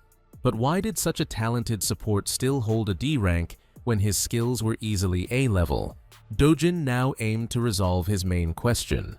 He revealed his face to Chonsun and admitted he was Moon Taehyun's brother, the late guild leader of Dawan. The boy demanded the truth about his brother's death, eyes burning with unyielding resolve. But the answer never came. In that instant, Toman struck from behind. Dojan barely managed to block the blow. The opponent's strength was terrifying. Every hunter fell, save for Chonsun and the rising star, Dojan. Toman was stunned. He realized the main hero was the support Kan Yuran had mentioned. Toman readied himself for another attack, but this time, Dojan chose to dodge instead of blocking. Otherwise, after a third hit, tragedy would strike. Toman failed to land a single blow this round. He felt the oppressive force suffocating him, but couldn't comprehend its source. That was the work of Bet. She had ensnared the villain in threads of corrupted mana. But the system immediately warned Chonsun. Resources were too low to maintain Bet. All the corrupted mana he had gathered in this dungeon quickly drained away. Only 10 seconds remained for the familiar's summoning. The threads of corrupted mana began to dissolve. Toman broke free and immediately aimed his attack at Bet. The vampire vanished, using the skill Mist to evade harm. Toman was a berserk like Taehyun, yet their levels and weapons created a vast difference in power. Bet started to disappear. In that moment, Dojan lunged forward. He severed the villain's right hand. A glimmer of hope ignited. Toman threw down his weapon, The gesture meant surrender, but the villain had other intentions. In an instant, he drew a teleportation ring from beneath his cloak and activated it.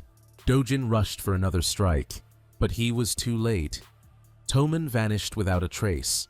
Chanson even felt relief. The enemy had chosen escape, not attack or recovery. The hero himself teetered on the brink, yet he was ready to tell Dojan the truth about what had happened to his older brother. When they exited the dungeon, they had to lie, claiming that the other team members had been killed by monsters. Dojan felt a heavy weight in his chest, but those who had issued Toman his pass were skilled and influential. Even the guards could not detect the deception. The same had happened a year prior, when the Dawan Guild received a D-rank gate pass. Everything had been approved by the Hunter Association and put up for auction. Families of the fallen were lied to as well, for if anyone sought the truth, disaster would surely follow. If the culprit proved influential, exposing them would change nothing. It was safer to tell no one, for now. Dojan accepted this, but couldn't understand why Chanson hid his abilities. The boy confessed that before his first dungeon, he had been too embarrassed to even claim a D rank. But everything changed there. Hanging by a thread from death, his skill awakened. That was why he was the sole survivor. Hard to believe, yet it was the absolute truth. The hero vowed to uncover the culprits and reveal the truth, apologizing for his silence. Now Dojan was like Chanson. He had seen it all, yet was forced to lie. Every truth lay bare before his eyes, but deception bound his tongue. Still, the boy swore he wouldn't stop until justice was served. From that moment, Dojan pledged to work alongside the hero toward a shared goal. Meanwhile, Toman had already teleported to a safe location. His body burned with the fire of revenge. Yet the priestess only laughed at his mutterings. She couldn't understand why the executioner pinned such hopes on Toman. But as allies, she had to lend a hand. Though secretly, she wished she could have sacrificed him instead. Morena handed the boy her child. He refused to consume the strange creature. Toman trusted the priestess even less than before. Yet he had no choice. Swallowing his hesitation, he ingested the being. Within seconds, a new hand began to sprout. This was only the initial stage. Eventually, the new limb would take the form that best suited its owner. Thoughts of vengeance consumed Toman. The image of the hero had now deeply rooted itself in his mind. Soon after, the airport swarmed with journalists. All awaited the return of the Xinhua Guild head, Wu Hain. She had flown to the United Kingdom to address a high-level dungeon issue. The moment she entered, questions rained down upon her. But Secretary Min Won swiftly managed the chaos. On the way home, she briefed Wu Hain on the situation. The only detail that piqued her interest was news of Toman, the writer. Gatekeeper testimony pointed directly to him. Only 2 had survived. Wu Hain couldn't comprehend how a B-rank hunter and a D-rank support had outlasted the writer. She now planned to meet each survivor personally. Their accounts would reveal whether they were conspirators or merely terrified. None had mentioned Toman. Chanson spent the entire day gathering intel on the writer. He discovered that Toman wasn't even registered as a hunter. Without doubt, Toman was involved in the disappearances within the dungeons. Gate-rank anomalies could also point to the organization backing him. Even the dungeon with Bet was no exception. All who ventured there had potential to become players. Their deaths would have rippled across the fate of the world. Killers operated beyond the dungeon's borders, meaning danger lurked everywhere at all times. Suddenly, the phone rang, an unknown number. It was Kan Yuran. She invited Chanson to meet at a local spot. He arrived, yet he was irritated that his home number and address were now known to outsiders. Yuran guessed that Stan had also approached the hero with a proposal to collaborate. She quickly reassured him that her call was just for a chat. Yuran had lost consciousness in the dungeon with the vampire, but she desperately wanted to know what had happened. How had Chanson managed to defeat the boss? The boy said it was all Taehyun's glory, and he was merely the smith forging the weapons. Yuran gave up trying to extract more details. Then Chanson warned the girl about the danger ahead. She was strong, no doubt, but not part of any guild, which meant she had no shield, no backing. Assassins could target her, yet fear didn't touch her soul. Instead, she noted that Chansun was an easier mark. Offering her protection, she stepped into the line of fire. Refusing, the hero decided to leave the building. As soon as he stepped out, Khan Yuran called Toman. She handed the rider a chance for vengeance. On his way home, the hero heard a familiar voice. The rider was already waiting. He was stunned that the boy still dared to roam alone at night. Chansun had walked right into a trap. The priestess conjured a barrier known as the Dark Realm. No one outside would ever know what unfolded within. It was like a virtual world mirroring reality, yet Chansun was aware of such tricks. He had even expected Toman's attack tonight. As Yuran had said, the hero was the perfect target. His calmness irritated the rider. In an instant, he struck, but Chansun blocked the blow with the weapon he had forged. The strike outmatched anything from the dungeon, yet it still failed to faze the hero. Chansun recalled it was only the second time he didn't need to worry about witnesses to his skills. Toman still believed Chansun was merely a support, powerless alone. Meanwhile, Chansun activated the Grid World skill. At that moment, Wu Hein passed nearby. Sensing the tainted mana, she decided to investigate. Yet nothing resembling a gate appeared around her. Wu Hein belonged to the Saint class. Her rank surpassed the average among supports.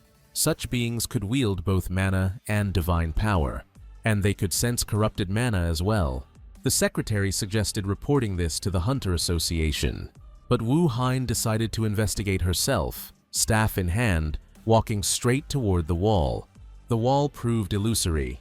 She passed right through the barrier. Now, Min Wan could neither see nor sense her presence. Meanwhile, the fierce battle raged between the rider and Chansun.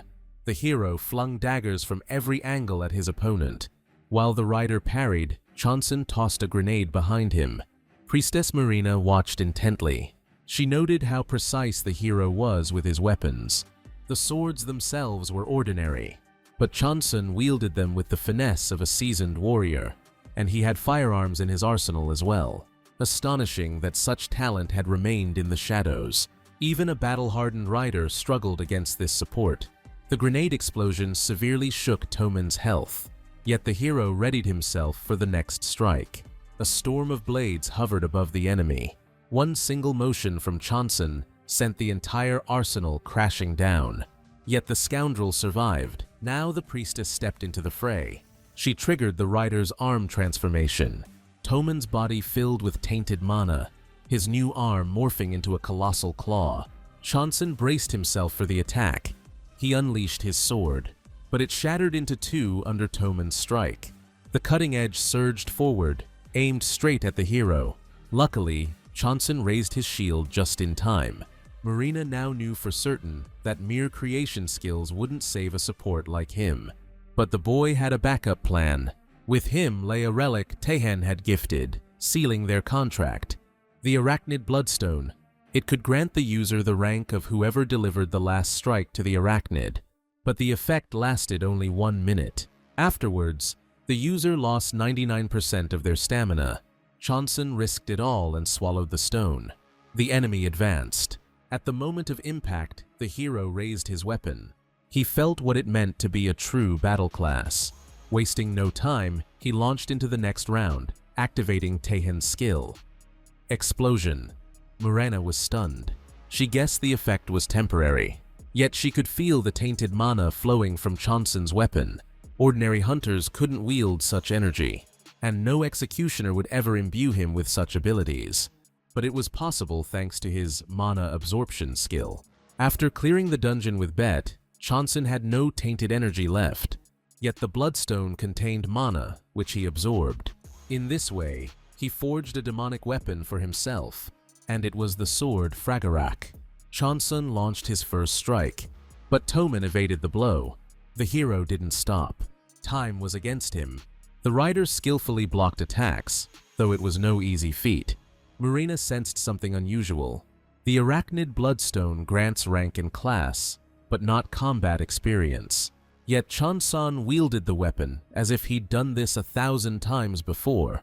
In his past life, the The hero had not been a battle class either. The difference lay in the weapon. Fragarak was nothing like Leviathan.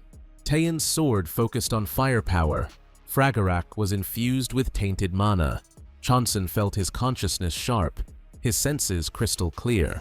Yet, alongside that, he sensed something else guiding his body. Fragarak itself seemed to command him, igniting an unstoppable urge to slash. At last, he broke through Toman's defenses. In that moment, Chonsun struck again. The rider couldn't react and crashed to the ground. The arachnid bloodstone's effect expired.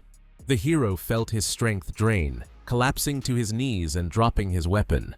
But it wasn't over yet. Shaking violently, Toman forced himself to rise. Chonsun sensed that the next strike could be fatal for his opponent. As the rider lunged, the hero began conjuring weapons. And in that moment, a radiant light caught his eyes. Divine power enveloped Toman. It was the work of Wu Hin. She bound the scoundrel with her own skill. Until now, the rider had been under the priestess's control. Now he regained his consciousness. Forgetting everything that happened, Toman screamed, blaming Marina for it all. The priestess saw no other way to handle the troublesome rider. So she created a guillotine. Wu Hien tried to stop Marina, wielding her divine power. But Marina merely laughed. Above the headless rider and the priestess, a protective barrier of divine energy appeared. So besides these two, someone else was here. Toman's body was now fully under Marina's control. But she had no intention to continue fighting, as the executioner had not requested it. Activating a teleportation item, both villains vanished instantly. Wu Hien only managed to see Chonsun collapse. The hero awoke in an unfamiliar place. It felt like a week had passed since the last events, but now Chonsun felt alive and alert. Only the ropes on his wrists made him wary. But he didn't have time to ponder. Within a minute, Wu Hien appeared. She helped Chonsun recover faster, for which the hero was deeply grateful. But now the woman wanted to understand the hero's connection to those scoundrels, and she agreed to answer all of Chonsun's questions afterward. The hero knew who his savior was. Wu Hien, a holy S-rank. In his past life, the Henmu Guild wasn't nearly as strong as it is now. Xinhua and the Massacre Guild were on equal footing. Another guild, United Souls, lagged just a step behind. The hero's current life was drastically different from his memories. Now, Henmu truly stood among the three great guilds, and it was all thanks to Wu Hien. She was the ultimate healing-type support. She started at C rank, but quickly ascended to S. In her past life, Wu Hien had only reached B rank, weak and gentle. But now, she was sharp as a blade. Chonsun couldn't shake the thought that Wu Hien might be colluding with the hunter assassins. Yet, for some reason, she had saved him. The woman wanted to know how Chonsun knew about the rider, but the boy decided he would ask his own question too. He needed to determine if he could trust this person. After all, Wu Hien hadn't reported what happened to the association, instead binding him and interrogating him herself. On top of that, there was a chance the assassins had planned everything. Maybe they deliberately eliminated Toman to worm their way into the hero's trust and extract every secret he knew. The rider had claimed no one could breach the barrier, yet Wu Hien had done it. So Chonsun asked the woman to prove she wasn't colluding with the hunter-killers. The saint decided to reveal her story. She had a younger sister, Wu Jina, incredibly talented. Numerous guilds had courted the girl, but she refused them all, wanting only to stay with her sister. Chonsun recognized the name instantly. Wu Jina had been the Fire Lotus in his memories, a player hailed as a heroine. One day, Jina returned home visibly shaken. She held a dungeon access permit sanctioned by the association. She believed that with this, she and Hien could start their own guild together. But it was a trap. That gate had claimed the lives of everyone who entered the portal. Jina could have escaped if it were a regular dungeon, but the dungeon's rank was glitched. Then the rider appeared. First, the scoundrel struck Hien. The saint couldn't resist and fell off a cliff. That was the last time she saw her sister alive. Yet somehow the woman didn't die. Regaining consciousness, Wu Hien sought her sister, but it was too late. Toman had killed her. Since that day, the saint vowed to grow stronger no matter the cost. She joined the Henmu Guild, sharpening her skills relentlessly, and eventually rose to the position of guild leader. But back in that dungeon, she had been incredibly weak. When Hyen hovered on the brink of death, her new skill, healing, awakened. Now, any injury, or even clinical death, brought her back to life. Wu Hyen possessed status and wealth, yet she still hadn't avenged her sister's death. Chansun felt a familiar ache. He too had been powerless as comrades fell, so he decided there was no reason to suspect Wu Hyen now. The boy shared his story and everything he knew, and now the woman understood the hero's distrust and caution. Seizing the moment, she offered Chansun a place in the Henmu Guild. But at that moment, Taehyun burst into the office. He wouldn't allow it. The hero was shocked to see the head of the Massacre Guild appear. Taehyun, in turn, demanded explanations. It turned out Taehyun knew Hyen from the training center. They had been assigned to the same group. Before becoming hunters, the awakened undergo mandatory training. It's where future hunters learn the basics of their skills and how to manipulate mana. A few days ago, Hyen had begun searching for survivors from the dungeon with the writer. That's how she discovered Chansun's cooperation with the Massacre Guild. She asked Taehyun about the hero, and for the first time, he lied, claiming he didn't know him. Hyen realized the berserker was highly interested in this support-type hero, but when she stumbled upon Chansun, she immediately informed Taehyun to prevent misunderstandings. Once, Wu Hyen had explained the hunter assassins to Sten and Taehyun, seeking their cooperation, but back then, no one believed her. Now, she revealed that these same assassins had attacked Chansun, so she summoned Taehyun to lay out all the evidence. The hero confirmed every detail. The berserker was slightly stunned, but this time he believed. Wu Hyen had been tracking the writer for a long time. She had uncovered countless cases of missing hunters, and she noticed the assassins strike where eyes are fewest. Attacks often targeted people outside of any guild, but even guilds aren't always a shield of safety. The bigger the guild, the weaker the bonds between its members. So when someone disappears in such groups, their leaders usually cover it up. A missing hunter stains the guild's reputation.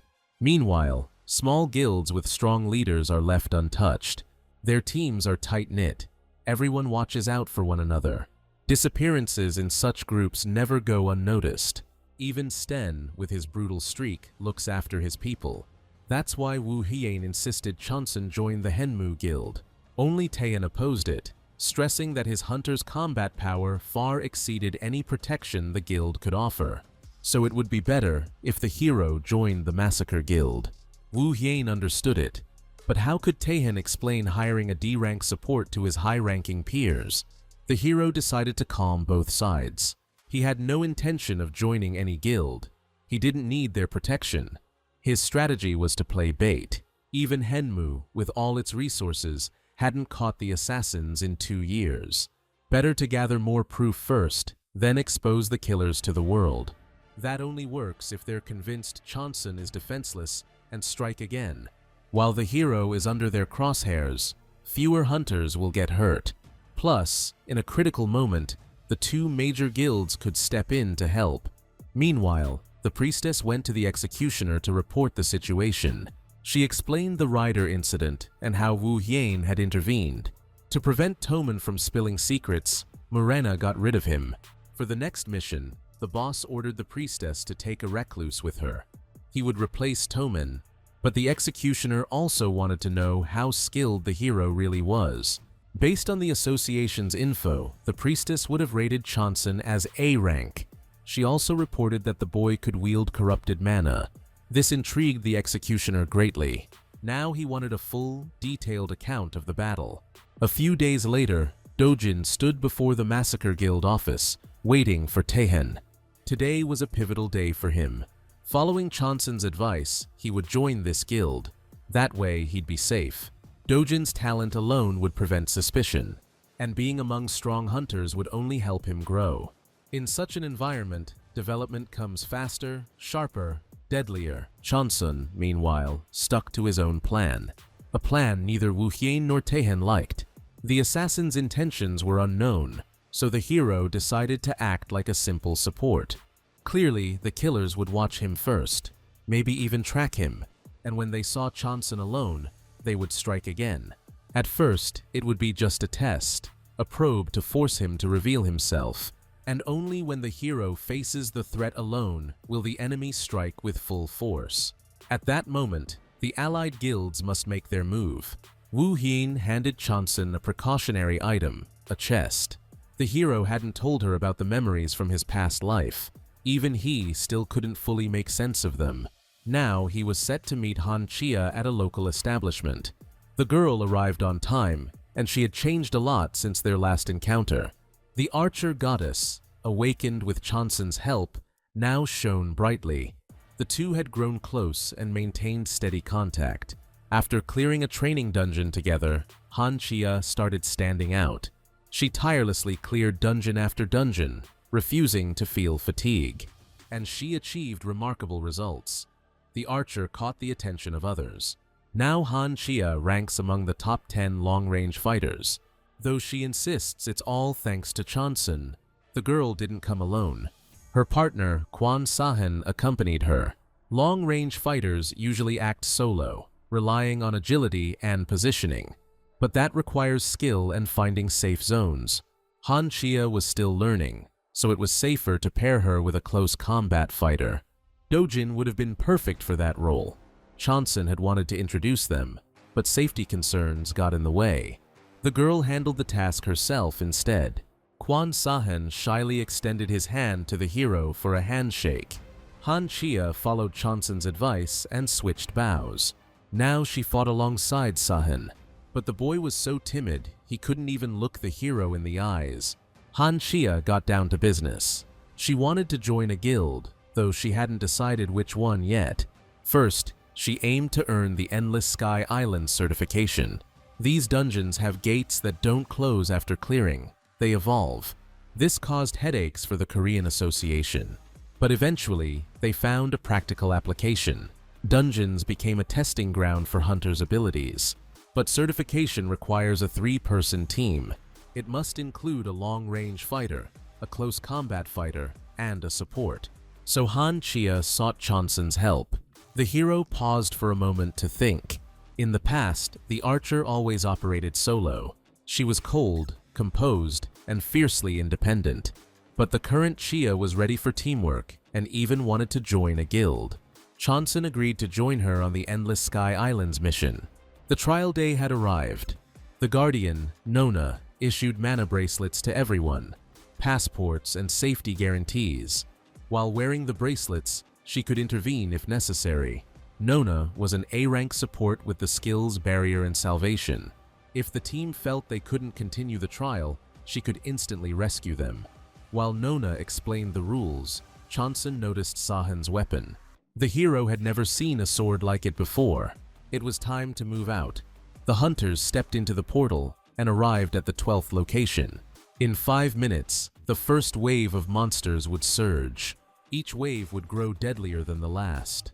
The hunters' mission: annihilate every single beast. Rumor spoke of 100 waves in this dungeon, but no one truly knew. The record was set by Taehyun, Wu Hin, and Jehai of the Massacre Guild. They had conquered 73 waves. Clearly, this would be tougher than Chansun expected. Nona moved to a vantage point, watching the trial unfold.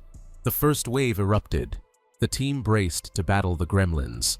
Suddenly, Chansun felt an unbridled thirst for blood surging from behind. That energy swirled around Sahan. In his past life, the hero had felt the same. But that had happened only after players awakened. Among them were the hunter killers. Each awakened received a system window with a hidden mission. The killers answered to the secret guild, Empty Fantasy. Their leader and ultimate goals remained a mystery. The assassins thrived for years, slaying players inside dungeons. Chansun had crossed paths with them multiple times, and he learned they were given covert assignments. When he tried to find out their rewards, the villains would simply explode. That was their punishment for failure. This time, Chansun was determined to uncover the truth. He never stopped watching Sahan either. By the fifth wave, Sahen was obliterating monsters solo. Chia explained he hated interference. As a berserk, he still struggled to control his battle rage. Yet Chansun felt Sahen's fighting style screamed assassin. The boy completely ignored blind spots. Luckily, Chia covered them. She instantly struck down monsters behind her partner. That was usually how they operated. Sahen handled the front lines. Chia cleared anything lurking in blind spots. Chansun's mission: monitor Taehyun and step in only when needed. The sixth wave arrived, feral beasts. Then came the lizard folk. The team crushed the eighth wave, skeletons, and the ninth, orc warriors. Chansun felt his mana might not last much longer. The rest of the team had already spent much of their energy. The 10th wave loomed. Suddenly, the difficulty spiked. 2 trolls appeared. Something had gone off script. Sahen began dodging their heavy blows. Chia decided to distract one troll, easing the burden on her partner. She aimed for the monster's arm, but it was wasted effort. Trolls could regenerate limbs. To be effective, the strike had to hit the head. Chansun sprang into action. He immobilized one troll with chains. Suddenly, another monster charged to aid its kin. Normally, trolls act on simple instincts, but something strange was happening. Chansun readied himself to strike. At that moment, the Guardian appeared. She blocked the troll's assault.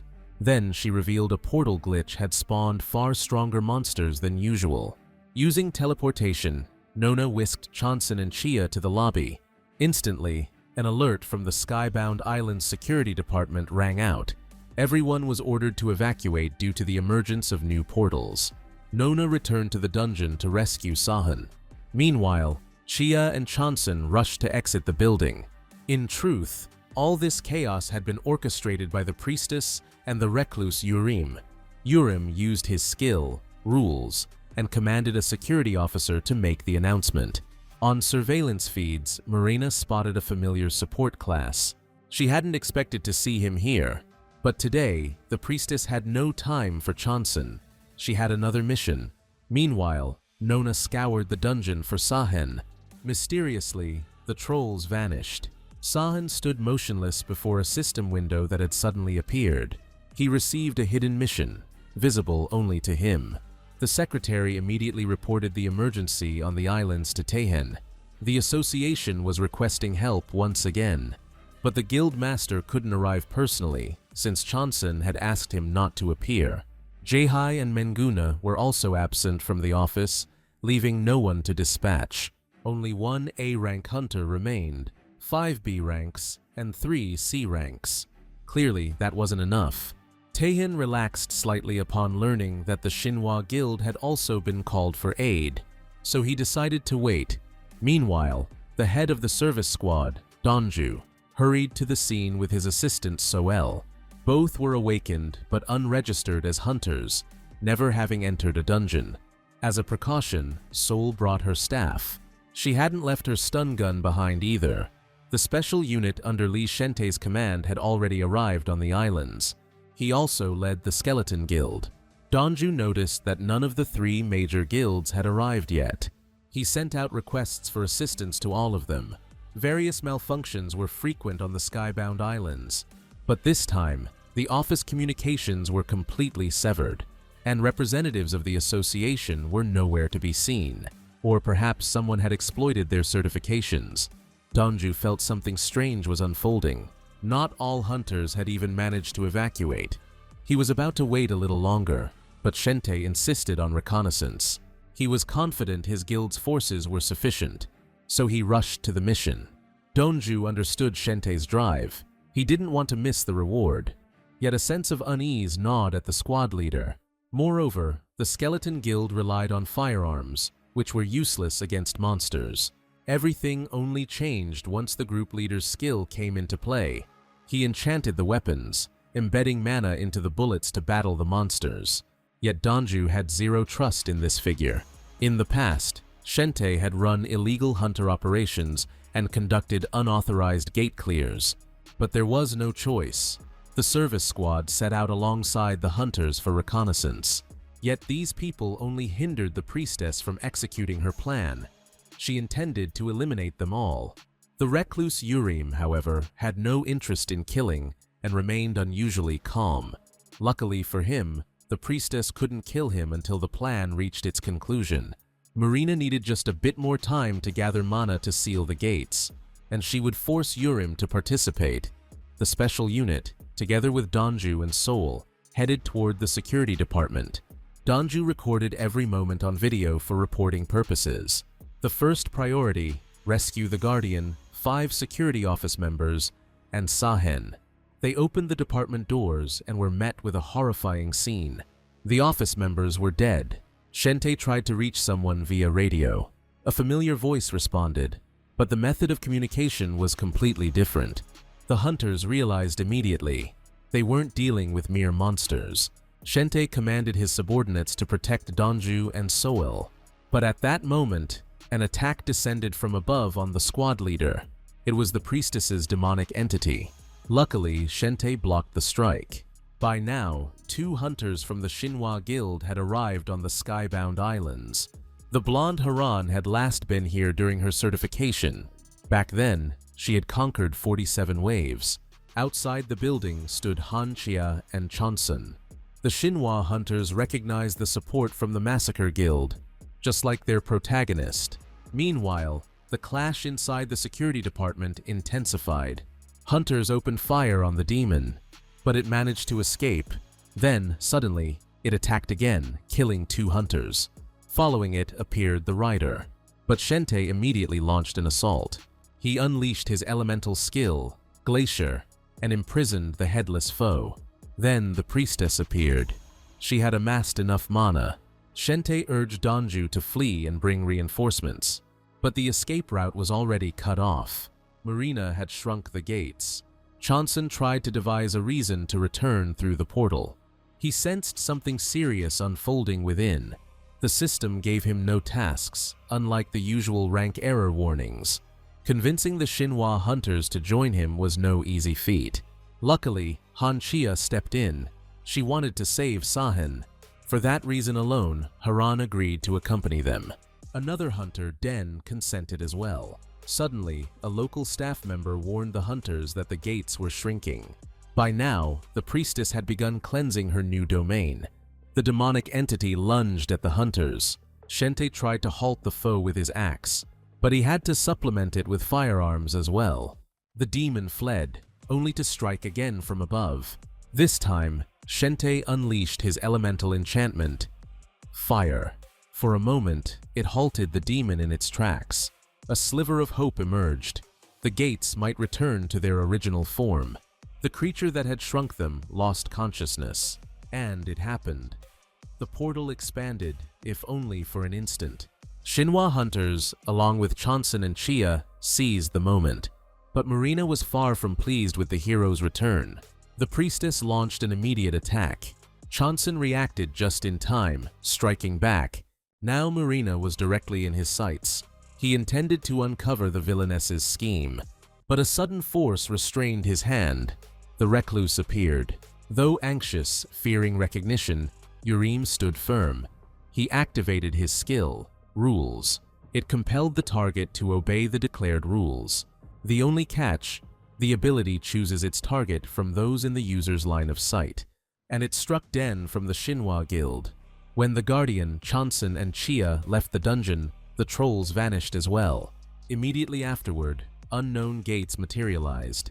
Behind them appeared the system message for a hidden quest, Empty Fantasy. Sahan assumed it was some illusion. The mission's essence, eliminate the Guardian. By now, Nona had returned, but almost immediately, the priestess reappeared. Without hesitation, Marina attacked the hunters. Yet the Guardian managed to erect a barrier. Nona instantly activated her skill, Salvation, and by the priestess's next strike, Sahan and Nona had teleported away. Both landed safely in the security department of the Skybound Islands, but even there, the rider awaited them. He attacked from behind, piercing Nona, and immediately lunged at Sahan. At that moment, the Guardian used her skill, Redemption. It created a protective barrier around the target, relocating them to the safest possible spot. Nona knew nearly every registered hunter, but she had never seen Marina before, so the Guardian asked Sahen to report the killer hunter to the association. As soon as the teleport finished, the priestess appeared again.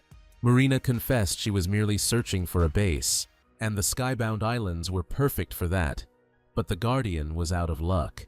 The priestess needed to feed her demon child with extraordinary skills, and so Marina killed Nona. By that moment, Sahen was already back at the Guardian's home.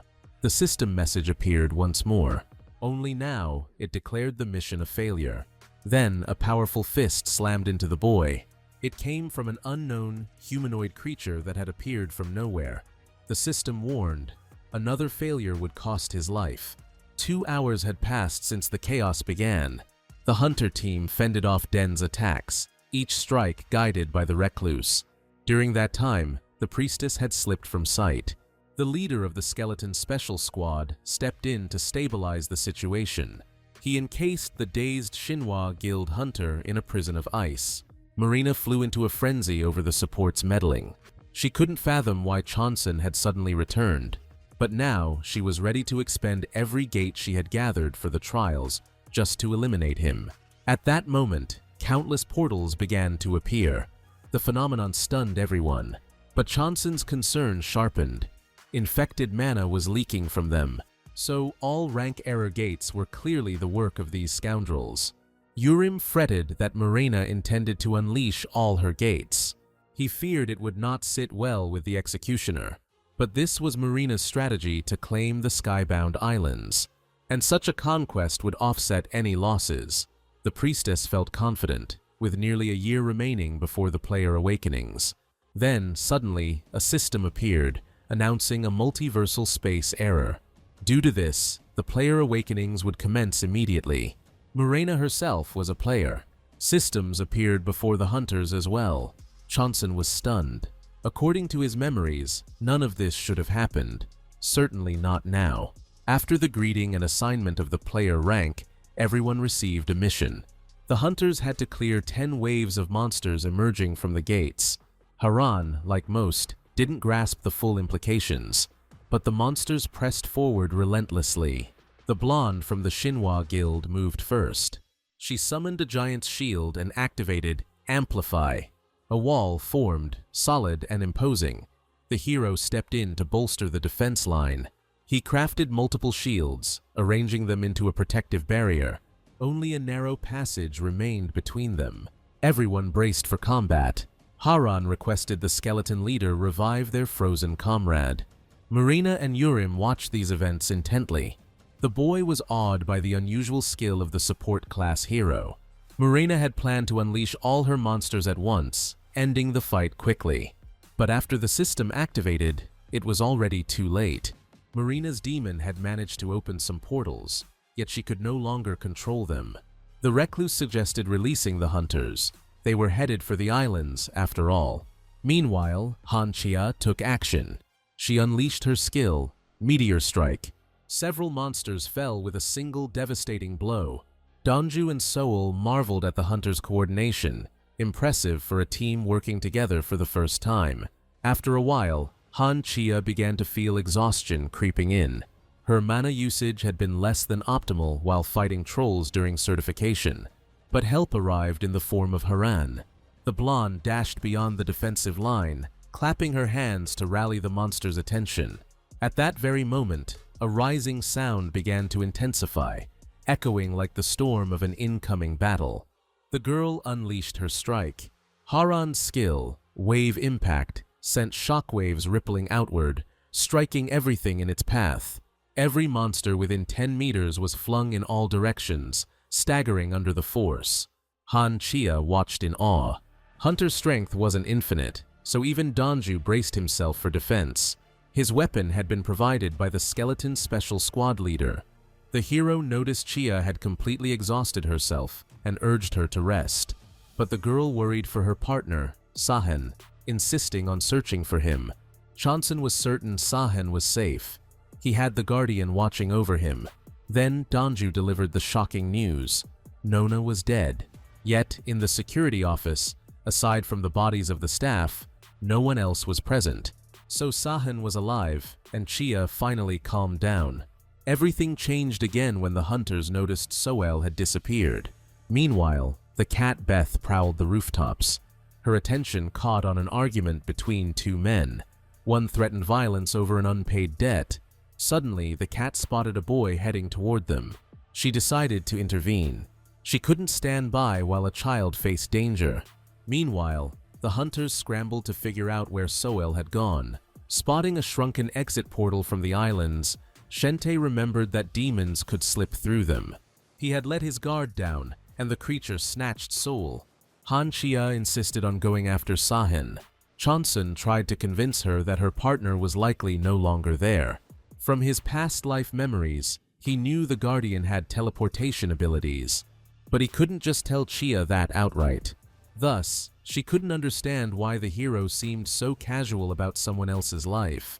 He tried explaining that, due to the shrunken gates, they were trapped on the islands. Every minute mattered, because things would only get worse. The hunters had to clear all the waves, whether they wanted to or not, and nobody knew what awaited on the final wave. Chia understood the hero's worry, but couldn't hide her frustration. Suddenly, memories from the past flashed before Chonsun. Chia, already a hero archer back then, had said something similar. The skeleton leader, Shente, intervened in the dispute. He insisted on rescuing Soul.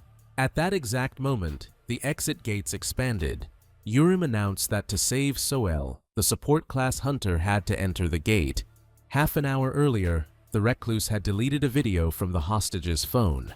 The priestess had wanted to kill Soul, but the girl had been begging tearfully for her life. Yurim suggested using her, and so the plan to lure the hero was set in motion. In truth, the recluse also wanted to clarify something with Chonsun. All the hunters knew it was a trap, yet the hero decided to enter the gate anyway. Before doing so, he conjured two swords. He asked Shente to toss them into the portal 1 minute after he entered, and he activated Sacrifice. Meanwhile, Haran held back hundreds of monsters on her own. This lasted until the archer monsters appeared. By now, Chonsun had already stepped through the portal. The priestess was ecstatic. She warned that one wrong move from Soul would cost her life. Yurim activated his skill, Rules.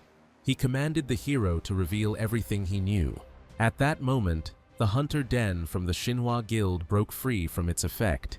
Since leaving the islands, Chonsun couldn't shake a strange feeling. It was as if something had slipped through his grasp. Then, the hero remembered. He had seen Yurim beside Chia in his past life. But how had the recluse ended up aiding Marina now? At that instant, Shente executed his task. Two massive swords flew past the priestess and Yurim. This interrupted the recluse from completing the rules. Seizing the opportunity, Chonsun replenished his mana with a potion. The priestess avoided the sword's damage by activating her protective barrier. As all of the hero's focus was on Marina, a demon emerged from the portal. It lunged at Chonsun, but the boy quickly raised a shield, defending himself. The priestess attacked once more. From another angle, a clawed demon reached for him. At the last second, the hero swung his sword, severing the creature's hands. Above him, a massive hammer descended. Meanwhile, on the islands, the skeleton leader was finishing Den's release from the ice. The fifth wave of monsters began. Trolls and gnoll mages appeared. Fortunately, Chia already knew how to deal with them. With her first shot, she destroyed one monster, but the next managed to dodge. It grabbed bones and hurled them at the hunters. Chia was injured.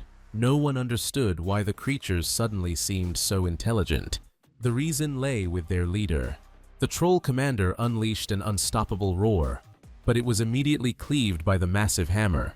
The weapon flew straight from the gates through which Chonsun had entered. It was the priestess's hammer, which the hero had narrowly dodged. Another now hung above the support class hunter, but it failed to hit its target. Chonsun stopped it with a shield. He had to drink a mana potion again. The priestess didn't understand what was happening. Why was the hero showing all his skills without even trying to attack? Suddenly, Chonsun remembered the chest of items Wu Hein had given him. Inside were the twin rings. They allowed telepathic communication and could transport one person to another. At first, Chansun had wanted to refuse the rings, not wanting to be seen by the villains. But Wu Hein insisted he take them, saying they would be invaluable in emergencies. He gave the second ring to Taehyun. Now he could call the berserker for backup. Together, they could corner Murena. But it still wouldn't be enough. Chansun decided to stick to his plan. The recluse had hidden quietly, keeping still to avoid giving himself away.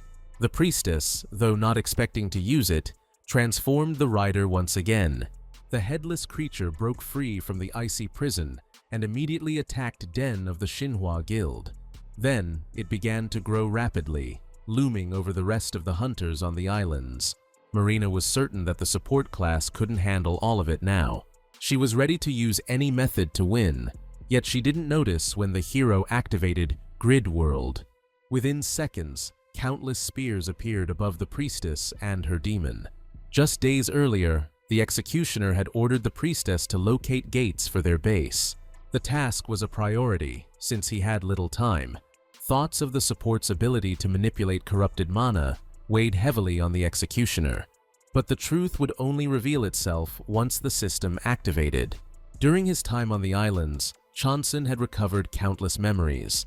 He noticed, however, that Chia and Yurim had the same skills, though their personalities had changed dramatically. Even the priestess's abilities, Hammer and Protective Barrier, reminded him of someone. Chansun realized one thing. He had to kill Marina. Meanwhile, the priestess readied herself to strike, but her staff suddenly disobeyed her. This was the effect of the hero's skill, Connection. It allowed him to control the weapon of a chosen target. If used against the owner's will, the mana cost skyrocketed. Marina ordered her demon to kill the hostage soul, but at the moment of attack, Chansun's spear pierced the creature's hand. Then, a storm of weapons rained down, utterly annihilating the demon. Seizing the moment, the hero attacked the priestess. Her skill's force pushed him back. Marina awakened, radiating light. She hadn't intended to do it, nor understood how it happened. At that moment, the rider appeared. But it charged at the priestess, not Chansun. Beside Marina, another gate opened. Corrupted mana surged from it, striking the rider with unstoppable force. Then the executioner emerged from the portal. He guessed that Chansun was the very support Marina had mentioned. The hero was stunned by the sheer volume of the executioner's corrupted mana. Meanwhile, the rider kept attacking him. The headless creature wasn't finished. It sought the strongest opponent. Marina felt guilty, vowing to correct the flaws. Now the executioner decided to take everything into his own hands. The hunters on the islands were utterly exhausted. Chia and Haran were injured. Den still hadn't regained consciousness after the rider's unexpected strike. Now only Danju was holding back the monsters with firearms. The bullets, enchanted by the skeleton leader, exploded on impact. Meanwhile, Shente approached the hero. He aimed to rescue Soul. Fortunately, the girl was still alive. The executioner advanced toward the heroes with calm precision. The skeleton leader aimed his gun at the enemy, but the executioner didn't stop. Using corrupted mana, he effortlessly eliminated the noisy hunter. Chansun was stunned, never having seen anything like this before. The technique used by the stranger captured the hero's attention. It seemed like Chansun didn't care at all about the skeleton leader's death, but that wasn't the case. He simply couldn't do anything. The executioner expected him to attack, seeking revenge for his fallen comrade. But Chansun didn't, knowing he couldn't handle such a powerful opponent. Even calling Taehyun wouldn't change the situation.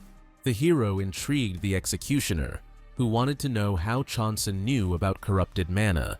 Meanwhile, the hunters kept slaying monsters relentlessly, but the noise irritated the executioner, who decided to eliminate them all. In an instant, he conjured razor-sharp blades from corrupted mana and hurled them at the hunters. Chansun barely shouted for everyone to hit the ground. At the last second, Chia knocked Danju down, who hadn't heard the warning. The slicing force obliterated all the monsters. Luckily, the hunters managed to dodge the deadly strike. Chansun drank his third mana restoration potion. His efficiency would drop, and symptoms of dependency began to appear. Suddenly, corrupted mana started leaking from every portal. In the next instant, the gates began to crumble. Chia decided to rush to aid the hero. Injured, she couldn't wield her bow, so she took firearms instead. The leaking mana from the portals was caused by the executioner. He drained energy from the gates and forced them to close. Now that the system had activated, these portals no longer served him. The executioner awaited Chanson's response, but the boy didn't know what to say. Every thought in his mind focused on finding a path to survival. Clearly, as long as the villain was interested in the hero, he would be safe. But the situation could change in an instant, and Chanson would be powerless. Even without a reply, the executioner sensed that the support truly had corrupted mana, and so he gained memories as well. Only those with memories could wield corrupted mana. The executioner's goal was to prevent the world's end, and for that, he sought allies like Chanson. But something about his methods unsettled the hero. Suddenly, the priestess warned of danger. She noticed Chia approaching, aiming her weapon at the executioner. Chanson didn't want to fight a stronger enemy, but he couldn't let Chia die. The executioner activated corrupted mana, ready to remove this new obstacle. Using residual mana, Chanson forged a dagger and charged at the enemy to interrupt him. But it was too slow. The executioner struck the support with a powerful punch. Then he noticed Chanson's utter lack of physical training. So far, the hero had relied solely on skills. But this approach would quickly push him to his limits. While the system remained active, there were countless ways to strengthen oneself, so time couldn't be wasted. At that moment, corrupted mana began streaming toward one of the still-standing gates. The executioner realized it was a mistake, but didn't expect the mana to travel so far. He opened a new portal. Before vanishing, he revealed his name, Les.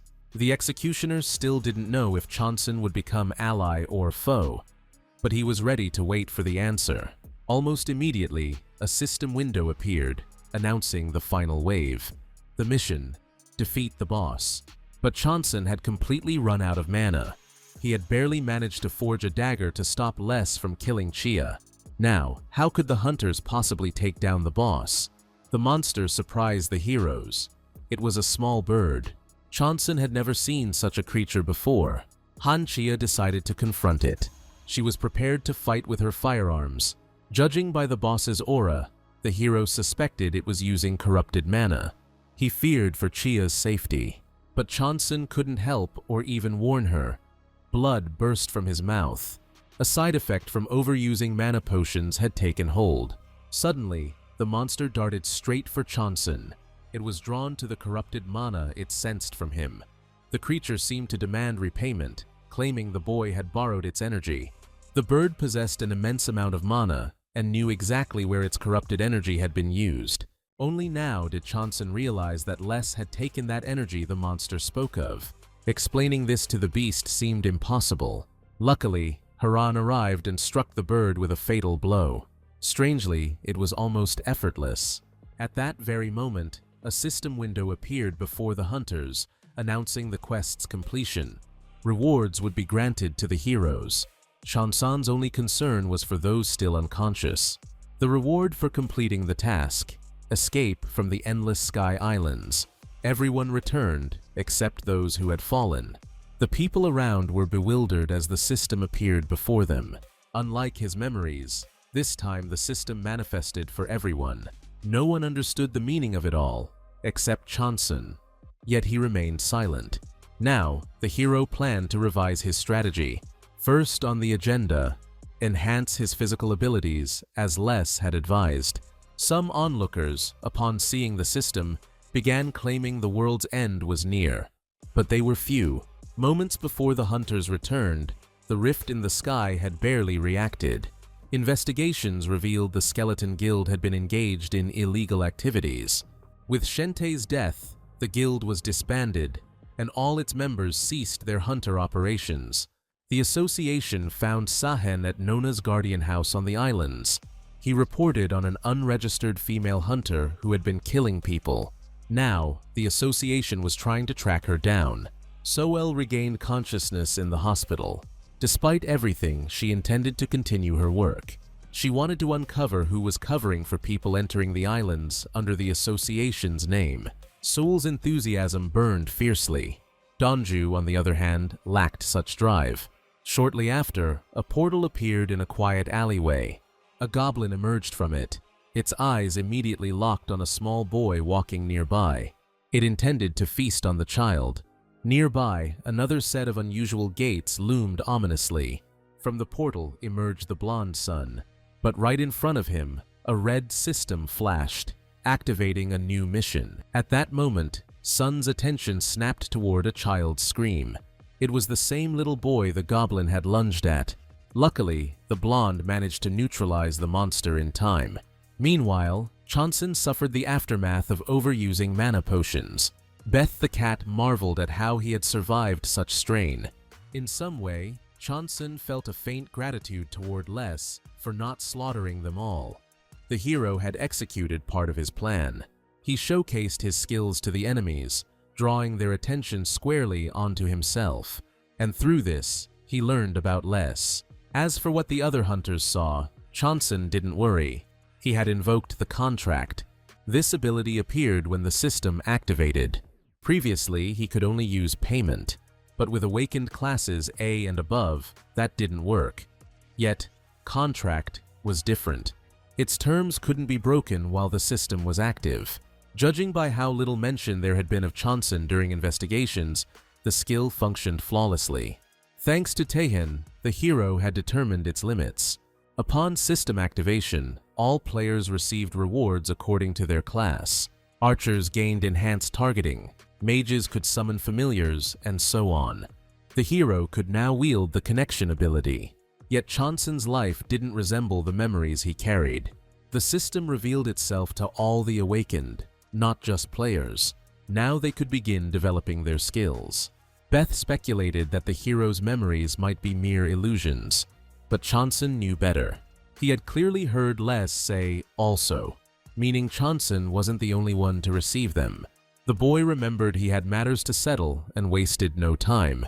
Along the way, he pondered Khan Yurim, someone who had fought alongside him in his memories. Yet now, for reasons unknown, he aided Les. Chonsun sensed the hermit carried memories too. But for now, urgent tasks took priority. The boy called Taehyun and arranged to meet. Meanwhile, the boy saved from the goblin, thanked Sun, and headed home. Unexpectedly, a black car screeched by and snatched the child. But this time, the blonde son didn't rush after him. Chonsun and Taehyun met at a local restaurant. The hero immediately recounted everything about Les and his extraordinary power.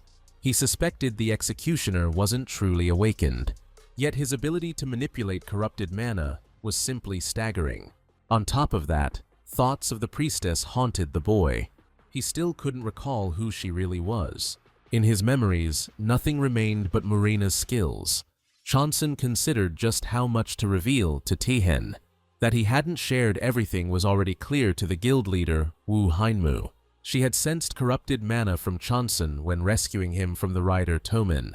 It was the same energy the priestess had wielded. So Woo Hainmu asked Taehyun to try drawing more information from the hero. But Chonsun intended to tell everything himself. He just didn't know if the head of the mass-killing guild would believe him. But there was only one way to find out. Chonsun declared that a deity would descend to Earth, signaling the end of the world. The system tracked all players' stats, and Yoon Taehyun's were off the charts. Awakening rank S, class berserk, melee fighter style, attack and strength maxed out. The apocalypse hit as unexpectedly as the first awakening. A system appeared before the players, flashing the final quest.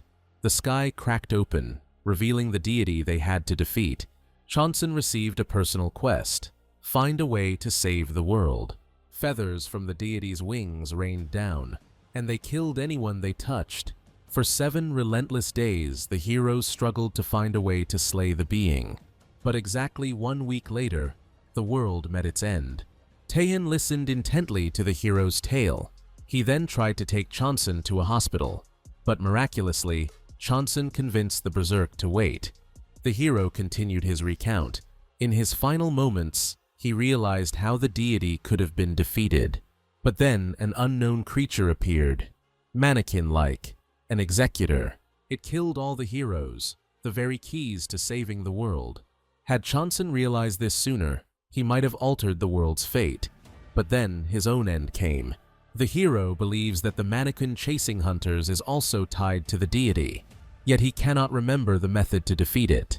Before that tragic time, the Earth had many heroes, but the boy remembers only a handful of faces. It felt as if someone deliberately erased parts of his memory. Taehyun struggled to believe it all, yet he was ready to continue working with Chonsun, though he still wished to recruit the boy into his guild. Taehyun asked Chonsun to trust him, promising to trust the hero in return. Chonsun handed the berserker skill book he had acquired on the Skybound Islands, S-Rank, worth a fortune. The book allowed mastery of a new skill, but it vanished immediately after the first use. The hero wanted Taehyun to become stronger. In return, Chonsun had a favor to ask. He needed to acquire a magical stone solvent. Taehyun agreed instantly, but it turned out the hero required 6,000 liters. Then, Chonsun began listing countless other high-grade magical ingredients. Some of them were items Taehyun had never even heard of. The boy was racing to collect mana-related artifacts as quickly as possible, and the mass-killing guild had one. Taehyun's secretary delivered the spirit core. Cleansed by Wu Heinmu's holy power, it held only pure essence. The item had been retrieved from an S-rank dungeon, but the secretary didn't want to hand it over to Chonsun. Taehyun had no objections. Only the guild handled the delivery, as it required special care. Chonsun also recounted everything that happened on the Skybound Islands to the berserk. 2 days later, the hero visited his mother. She was disabled, and when mana had rained from the sky, not everyone had gained skills. There were people whose bodies simply rejected it. Later, this would be called a mana perception disorder. Some died instantly, while others suffered from various complications. Chonsun asked Taehyun to deliver all the items to his mother's home. The guild's secretary took the task upon herself. Thanks to her hidden space unlocking skill, transporting the items was no trouble. Now the hero had a chance to use all the magical stones he had gathered over the past year. The Skybound Islands case had been a tangled mess, so the investigation dragged on. The head of the Xinhua Guild and the Hunter Association president were also trying to clarify every detail.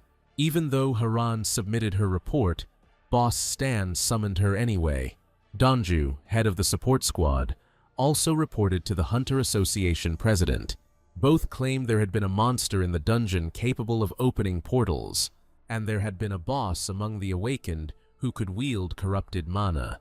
They were witnessed by Han Chia, Chonsun, and the late Li Shente. However, Donju couldn't make out the enemy's face, being too occupied fighting monsters. For the same reason, Haran didn't see the main villain either. In fact, Donju and Chonsun had a contract not to disclose certain information. The support squad leader had long suspected that Chonsun was no ordinary human, and only now did he recall dealing with him a year ago when the Dawan guild perished. Chonsun decided to share his memories with Donju, but before that, he signed yet another contract with him. He did the same with Haran. The girl found it hard to believe everything Chonsun revealed, but the hero wasn't too bothered. He also issued a personal quest to the hunter to boost her skills. As a reward for defeating the Banshee of Despair, Haran would receive an item. Based on what he remembered, Chonsun knew this would help her level up. Reading Haran's report, Stan noticed she hadn't lost consciousness and had received the full reward. The girl thought for a moment that the boss would take the skill book from her, but the Xinhua guild head didn't. Haran had earned it. However, once she recovered, she would have to handle assignments with the insects she despised. Stan felt that Haran was hiding something, so he decided to conduct his own investigation. His secretary, So-hee, a B-rank mage, druid class, immediately summoned a car. They were heading to one of the former members of the Skeleton Guild. The Hunter Association president also suspected Donju hadn't revealed everything. He informed the response team leader for the awakened, A-rank mage Pak Chan. Pak Chan proposed spying on Donju and interrogating Chansun and Han Chia himself. The president approved. Only Bet the cat was bored during all this. The last time she had stretched her paws was saving a random boy on the street from 2 thugs. Suddenly, Bet received a system notification. A hidden quest. The task: locate the gathering place of strange people she had met before and investigate. The reward: the right to act autonomously. An item that lets a familiar operate freely without obeying its owner for 5 minutes. A guiding marker even appeared above Bet. She set off to explore, hoping to break the monotony. Meanwhile, Blonde Sun and his partner Ben were plotting their next move. They had kidnapped the boy right after saving him from the goblin, and now they planned to demand a ransom. Ben felt a flicker of unease, tension coiling like a snake around his chest. But Sun moved with unshakable confidence, calm as the eye of a storm. He knew this world would soon be obliterated, so consequences were meaningless. Suddenly, the blonde felt a pulse of corrupted mana.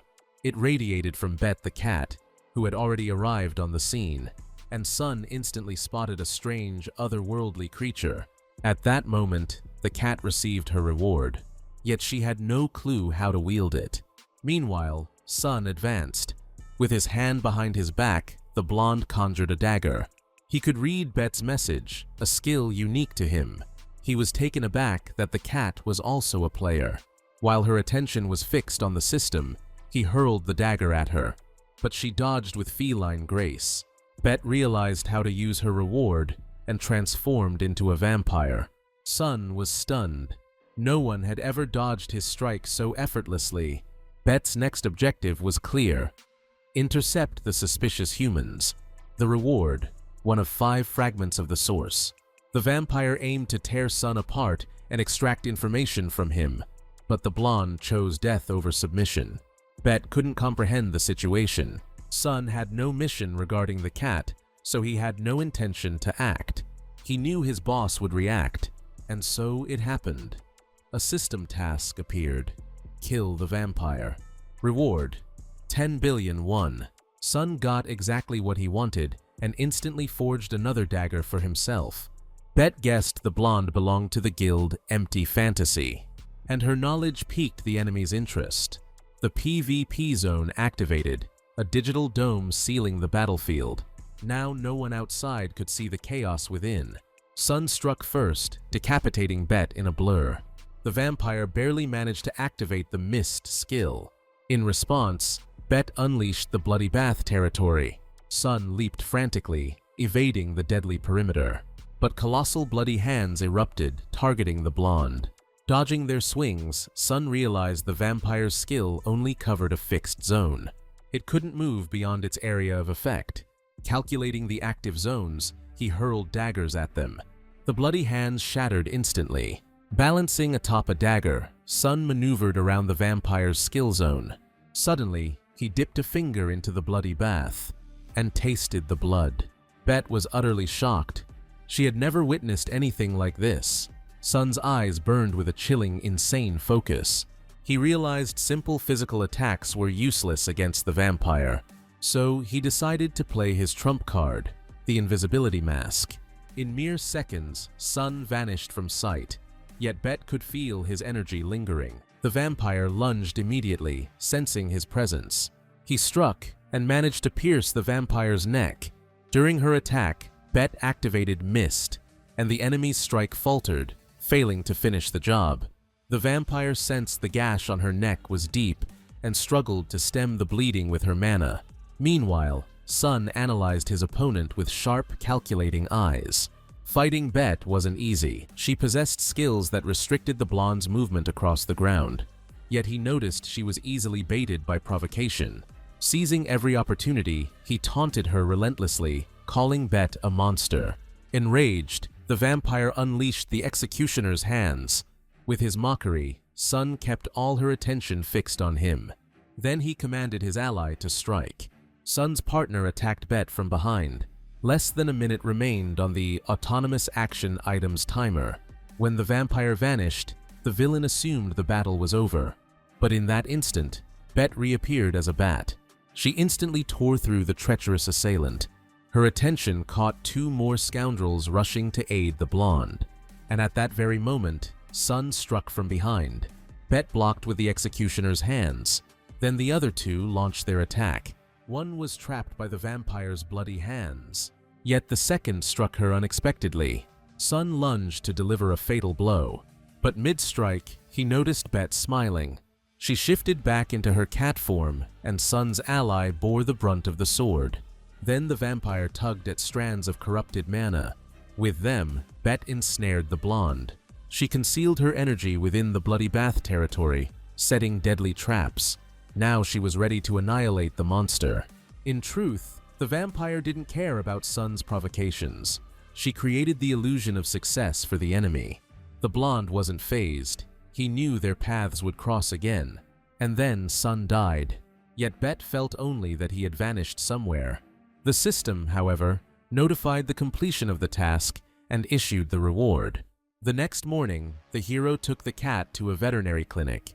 Bet's condition had scared him thoroughly. But when Chonsun learned she had fought the empty fantasy guild, he was stunned. Bet revealed that only one boy, Sun, had stood out. The rest were completely ordinary. Then the cat admitted she had defeated the scoundrels and claimed her reward. Now she could return to her original form at will. The fragment of the source turned out to be a piece of lost skills. The vampire had hoped for Chonsun's praise, but he kept questioning her instead. Resigned, Bet explained she had intended to extract information from Sun, but he suddenly died. Then Chonsun realized the villain's body had exploded. He had seen such a thing in his memories before. Suddenly, someone knocked at the door. Chonsun hadn't expected visitors and was momentarily flustered. When he opened it, a bird-like monster, the boss from the Endless Sky Islands, stood there. The boy slammed the door shut immediately. The bird began squawking, demanding the repayment it was owed. Drawing extra attention was the last thing Chonsun needed. Down the corridor, disgruntled neighbors started peeking out. But by now, Chonsun had already taken the black bird. His mind was a storm of questions with no answers in sight. On top of that, the monster was hungry. Chonsun found a can of cat food and offered it to the bird. Luckily, the creature seemed to enjoy the meal. Then the hero decided to try questioning the bird a little. Though from the start, he knew it was probably a ridiculous idea. Somehow, he managed to learn a few things. The bird was helped out of the gates by a friend, a small blonde boy, barely noticeable. He had sent the monster after a player who broke the game's rules, and this boy wanted to make the game fair again. Meanwhile, Les remained in a secluded dimension. He tried to learn anything about the system from the monsters, but all of them were just ordinary mobs. Long ago, Les had heard that creating a weapon required more players. He had been diligently gathering corrupted mana, but never knew exactly how to use it. Only now did Les fully understand. When the world ended, a black bird appeared in the sky. It came to hear the prayers of those who had fallen into despair. The boy didn't remember what he asked back then, but now Les knew exactly how to save all the people turned into playthings. This time, he would destroy the system. All that was needed was to forge a weapon capable of slaying a deity. A few days later, the head of the guild, Wu Hein, was traveling on another mission. On the way, she spoke with Taehyun. He shared his thoughts on why the system had appeared 20 years after the first rift. The world had become like a game, created by a bored, malevolent god. And immediately after spotting the rider and the priestess, the executioner Les also appeared. Then Taehyun told her about his latest encounter with Chonsun. Until that point, the berserk didn't fully believe the hero's stories about the future. But recently, Chonsun had shown a photo of the black bird tracking the boy through corrupted mana. The hero planned to use the monster and its ability to sense special energy. With the bird's help, he could pinpoint dungeons with rank errors. And to ensure the creature didn't vanish, Chonsun made a contract with it. Later, Chonsun planned to join a branch of the Massacre Guild.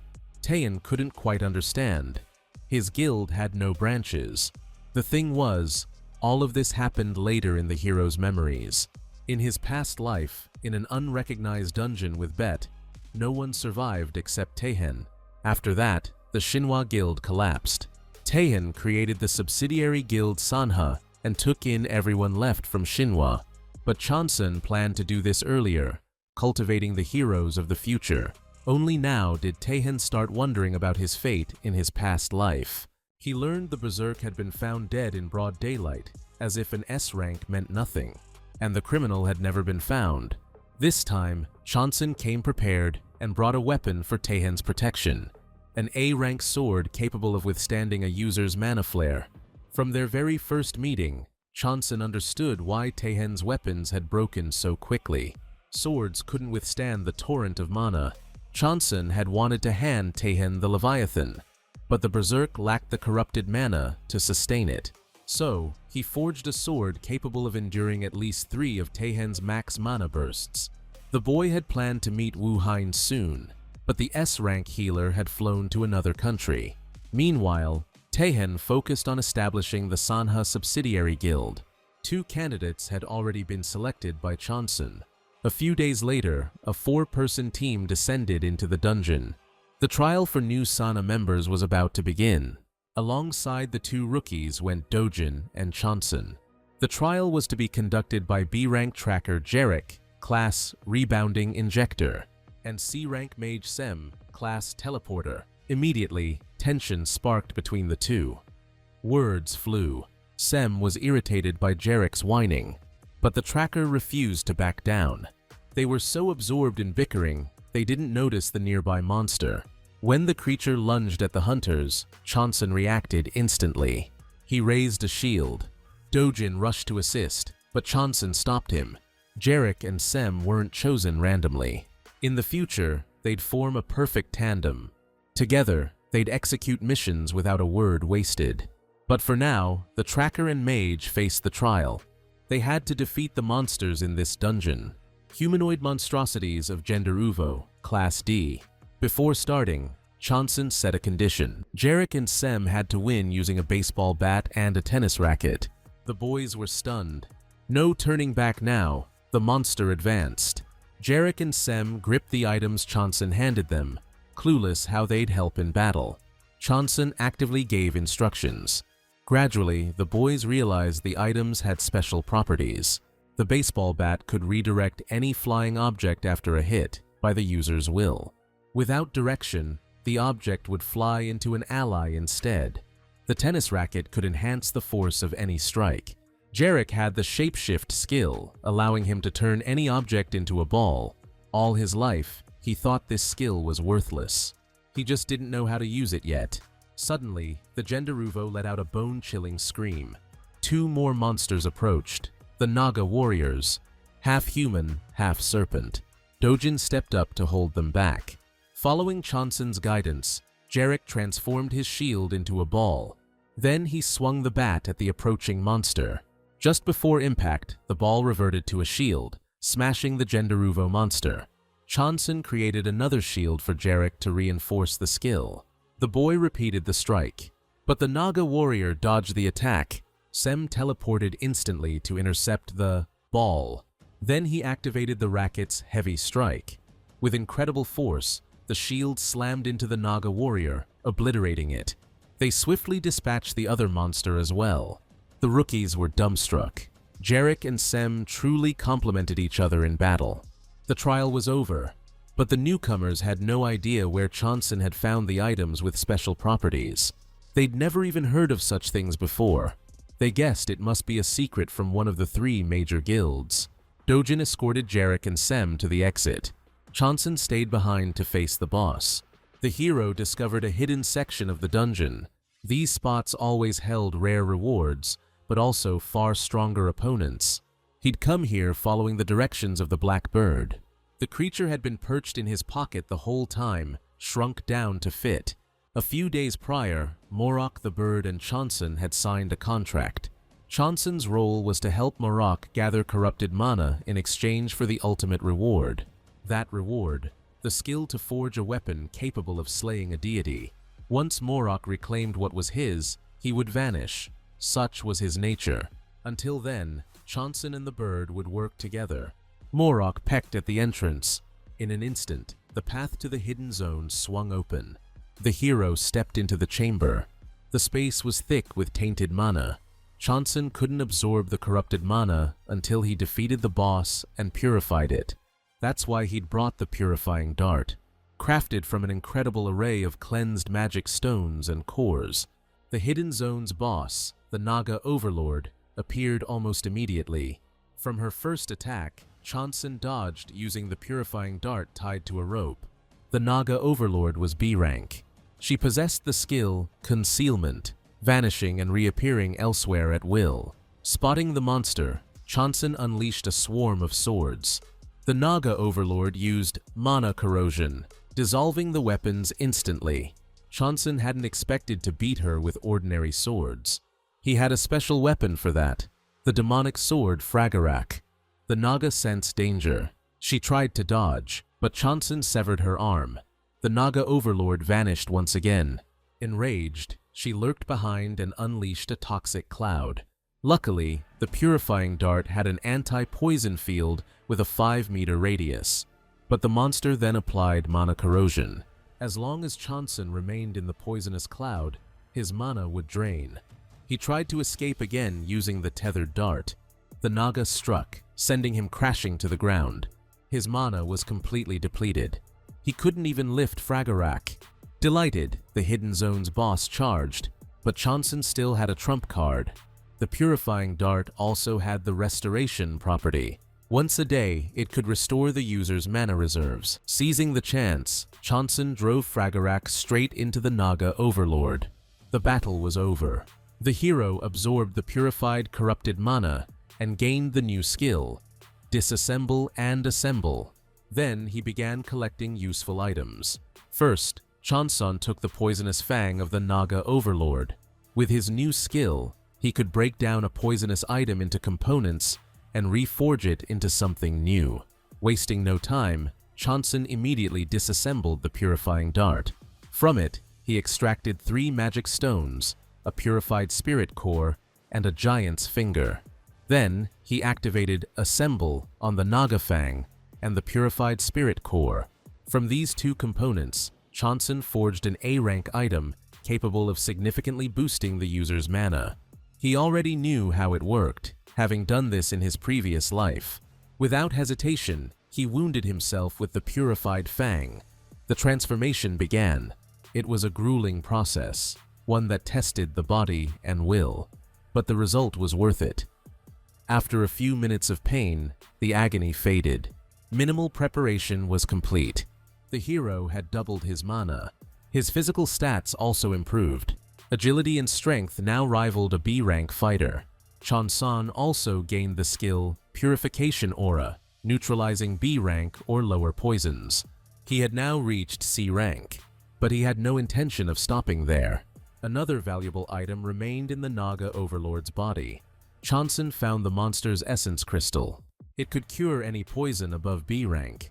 Meanwhile, the dungeons continued to host hunts for hunters, and the same blonde Sun, the one who lost to the cat Bet, was responsible. For killing a C-rank hunter, the villain earned 500 million won. He immediately opened a premium shop. But there, the items were far more expensive. Sun decided he needed to gather a bit more cash.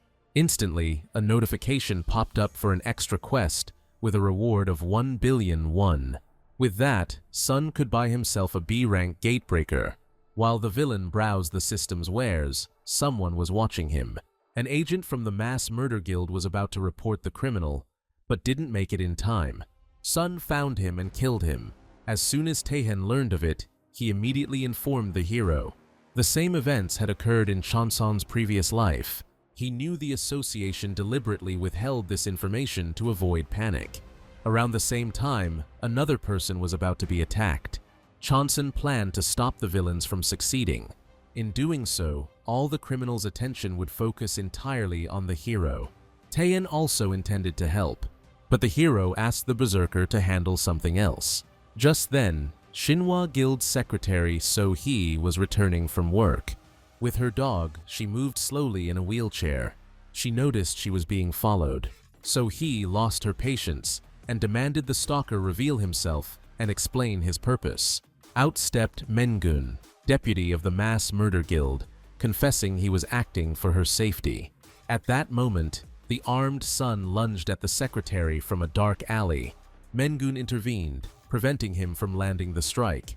The protector instantly activated Petrifying Skin. Sun unleashed the first sword technique, Phantom Flash, striking his foe. Then he swung his blade, aiming to finish the secretary. But again, the strike failed. The sword got stuck in the shield Chanson had conjured. Sun went berserk. He could have ended it in seconds, yet someone always interfered. Chanson activated the grid world and spawned a storm of swords for the next attack. Sun was stunned. How could someone so skilled appear here just months after the system's launch? First, it was the cat Bet, now another. Chanson struck. The villain was fast, dodging the attack with lethal precision. Sun realized the cat and Chanson were working together. Then he activated his invisibility mask.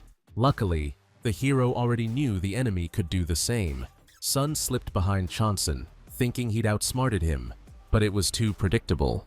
Chanson immediately conjured several grenades and detonated them near the villain. The explosion robbed Sun of his sight. At that moment, Chanson used Assemble to craft a poisonous Naga dagger. The enemy sensed the corrupted mana and deflected the strike. The secretary decided to help the hero. Using animal communication, she infused her dog with mana. Sun regained his vision and lunged once more, but he was stopped by So-hee's transformed dog.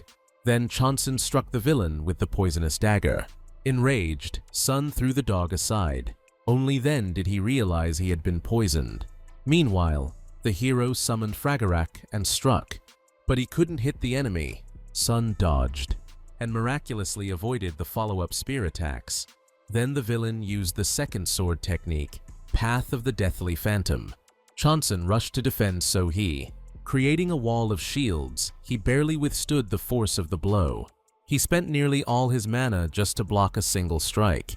But Chanson knew the poison had seeped deep enough into Sun's body. Now, the hero only had to execute the final technique correctly. The blonde couldn't accept losing to someone who had been playing for only a few months. Sun charged once more, but the moment he struck, his weapon froze. Chanson activated Bond and took control of the enemy's sword. Then he severed Sun's hand. In this state, and under the poison's effect, the villain could no longer use mana. He wouldn't even be able to die and respawn like he had against Bet. At that moment, So-hee decided to thank her savior. When Chanson's attention shifted to the secretary, an unusual butterfly flew toward Sun. The creature landed in the pool of the blonde's blood. Suddenly, the spot bloomed with red flowers. Sun teleported instantly. Moreover, his rescuer restored his lost limb. The one who did it was the vampire Isabella. She had been sent by the empty fantasy boss to assist. The vampire now operates at boss-level strength. Sun warned his ally that this world isn't as simple as it seems. Isabella decided to gift the blonde a B-rank gatebreaker. She reminded him that he only had one respawn left, meaning he should take the game seriously. Meanwhile, the Xinhua guild head, Sten, raced towards So-hee as soon as he learned of the attack. He was overjoyed to see the secretary safe. But now he demanded all the details. So-hee explained that Chanson and the Massacre Guild had saved her. They handled the dungeon attacks and pinpointed So-hee's danger in time. That's how they arrived at the right place at the right moment. Steen wanted Chanson's explanation too, but Chanson doubted the man would believe him. Even the S-rank healer Wu Hain had tried to explain once. Chanson prepared to leave, but Sten stopped him. He knew most people didn't think highly of him. Yet, the Xinhua head didn't forget to thank him for saving So-hee.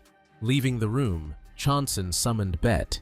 He showed the vampire a photo of what the butterfly did during the fight with Sun. Bet recognized the bloody bath skill, Red Flowers. She knew only one vampire could create such a thing, Isabella. This meant players from another world had infiltrated Earth. Their level matched Bet's before she became a familiar. Chanson needed to develop his skills immediately to face these enemies. Thanks to his memories, he knew about unusual dungeons. They differed from gates and existed to acquire relics. And that's the kind of dungeon the hero now entered. He immediately found a spatial crack. Only a few can enter. But the boy had a key capable of opening any door. The black bird Morok took charge and widened the passage. The hero stepped inside. The side quest began. Chonsun had to defeat the guards to proceed and claim the reward. At the entrance, a black tiger of the dark forest lunged at him. Eager to move on quickly, he unleashed the demonic sword Fragarak. In a single motion, Chonsun cleaved the monster. But the tiger could split into smaller forms when excess damage was inflicted. The main form had to be distinguished from the duplicates and struck. Chonsun didn't need to worry. After countless strikes, the tigers multiplied and shrank dramatically. Suddenly, one lunged from behind, biting his arm, but it barely hurt. The tiger had turned into a tiny kitten. This allowed the hero to locate and destroy the main form. The first quest ended, and the path forward opened. Chonsun stepped into the portal. At this stage, he had to defeat his own doppelganger. It shared the same level as the player. Yet thanks to his memories, the boy knew this would be easy. The opponents conjured a storm of swords, each targeting the other. Their strength and skills were perfectly balanced. But there was one edge. The doppelganger lacked the demonic sword Fragarak. This weapon had pushed the hero's swordsmanship to its peak. With it, he blocked the doppelganger's strike and sliced him in half. Instantly, the enemy's body dissolved into gray matter. But within a second, the doppelganger began regenerating. Chonsun seized the moment, embedding the poisoned Naga dagger into the gray mass. After regeneration, the doppelganger's stats surged by 150%. He attacked relentlessly, yet Chonsun expertly parried every strike. By now, the poison had spread throughout the doppelganger's body. He could no longer activate any skills, and immediately after, his mana was completely drained. The hero summoned the poison dagger to himself. The weapon inside the enemy's body yanked him toward Chonsun. Chonsun met the doppelganger with a crushing strike from Fragarak. The enemy turned back into gray matter, and Chonsun reclaimed the poison dagger. With that, the quest was complete. As a reward, Chonsun received a bronze mirror and a scroll to enhance one of his skills. Wasting no time, he opened his skill list and chose Creation. The scroll activated instantly. Leveling the skill unlocked the ability to fuse elements. Chonsun decided to infuse lightning into his weapon. From now on, he could apply this element to any weapon he crafted. Finally, Chonsun collected the doppelganger's gray matter into a flask. The other artifact, the bronze mirror, would also come in handy. Its true value had long remained a mystery. That value revealed itself when combined with the other two artifacts Chonsun planned to acquire. In the next stage, the boy defeated a fox monster, obtaining a sphere and a bronze sword. He then faced a man-eating goblin. Victory rewarded him with the monster's hair and a bell. Now he possessed all the elements needed to craft an item. Chonsun fused the goblin hair, the fox sphere, the bronze mirror, the doppelganger's remains, and the dissolved magical stones. The artifacts resonated with each other. Out of them emerged a celestial jade belt. It allowed him to copy skills from enemies equal or weaker in rank. Along with this, Chonsun gained a bonus and became a hero candidate. He had moved one step closer to completing the final quest, which he had failed in his past life. But this time, everything would be different. The hero continued combining elements. He took the ring Trader's Greed and merged it with the celestial jade belt. Thus, Chonsun obtained an S-rank item, the ring Ruler's Greed. Now he could absorb an enemy's mana directly. At last, the hero solved his painful energy supply problem. With that, the main quest, Path of the Hero, unlocked. Chonsun teleported instantly to the Hidden Realm, the Celestial Kingdom. In his previous life, he had managed to gather only 6 heroes. But this time, Chonsun aimed to find them all. Now the boy must complete the quest of the celestial being to earn the title of Hero. The system transported Chonsun to the temple of Queen Sobol, infamous for her insatiable greed. Her role was to test aspiring heroes, but the queen immediately sensed that the hero was only C rank. She was certain he would fail her trial. Showing a rare mercy, Sobel offered Chansun a chance to leave before it was too late, but the hero assured her he could handle it. His confidence first amused the queen. Then, a storm of rage consumed her. Yet Chansun persisted, insisting on the trial. Sobel, the queen of a minor star. In his past life, she had been responsible for Chansun, one of the 6 heroes who took the final quest. This deity could grant abilities or strip them away. Queen Sobel was perfect for Chansun. She allowed the use of items. In the end, the celestial being agreed to test the boy. Curiosity sparked within her. She wanted to see what this brave soul could do. The hero's task was to defeat one of the 4 evils of chaos and its minions. Chansun teleported to the trial site. Upon entering the temple, he immediately encountered 2 massive Nati monsters. Their strength and size were formidable. While a hunter team could handle them easily, facing them solo was perilous. Chansun instantly activated Assemble, combining goblin fur, a giant's finger, and magical stones. From this fusion emerged a devil mask. The mask contained the spirit of a goblin, which could be unleashed to absorb evil. It also nullified the effects of curses.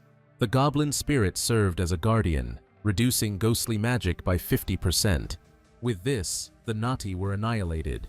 Then the bound warriors fleeing from the temple emerged.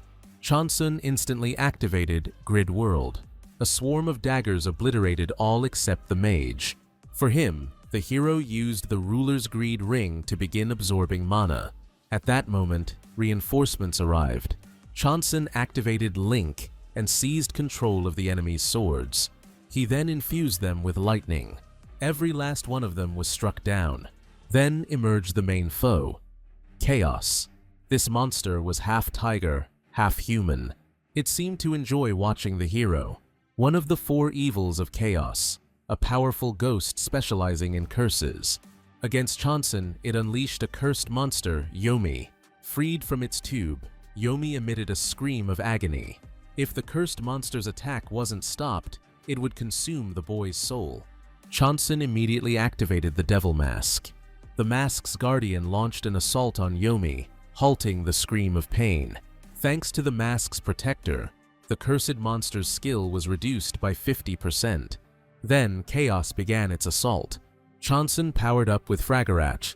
He managed to block several of the enemy's strikes.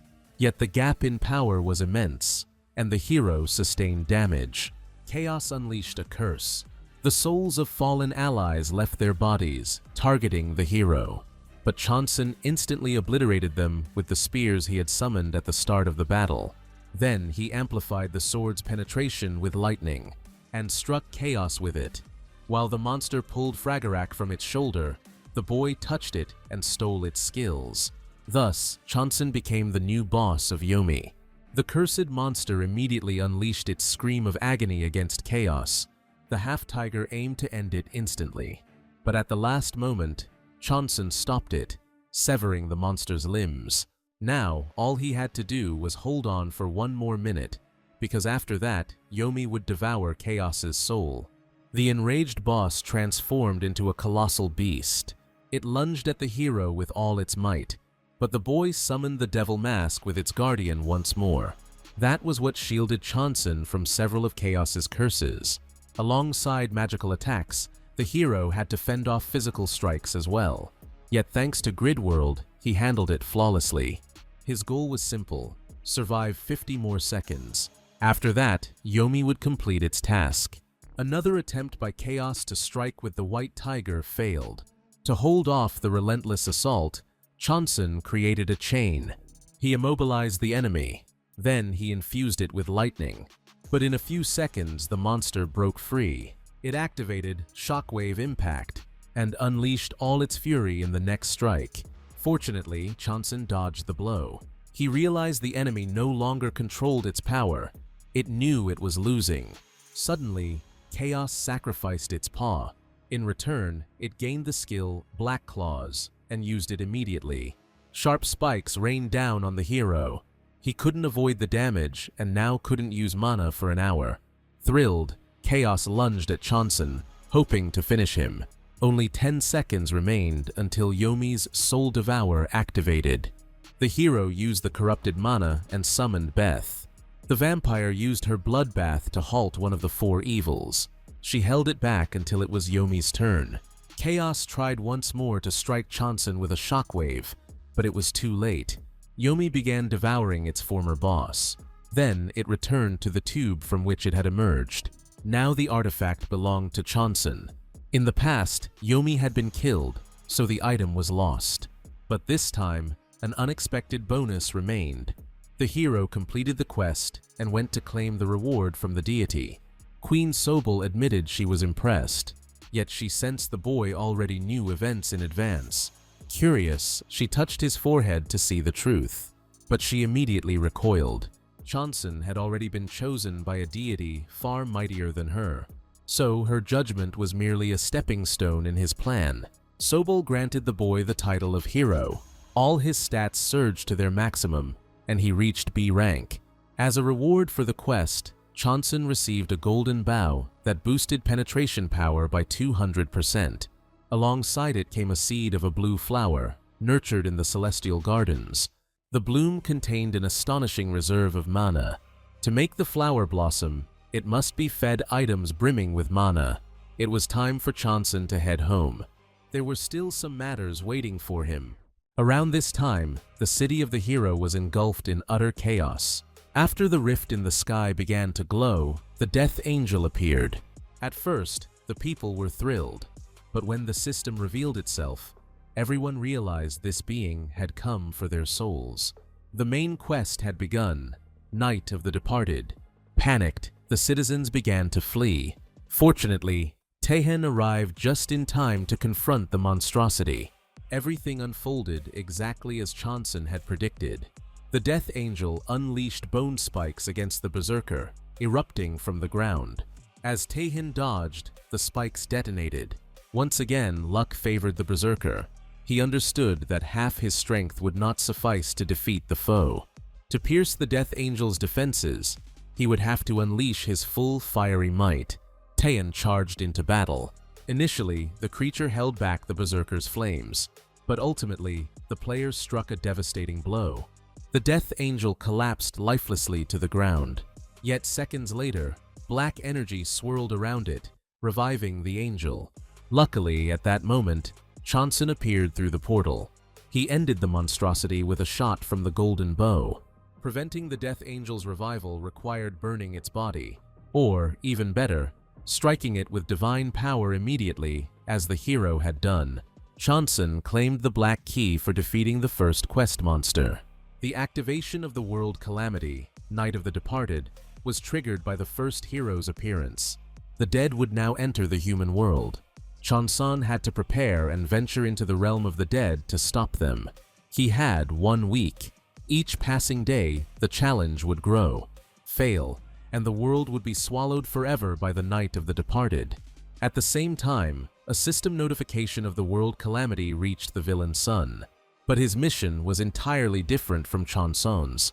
The blonde had to block players from completing the quest and stop the hero.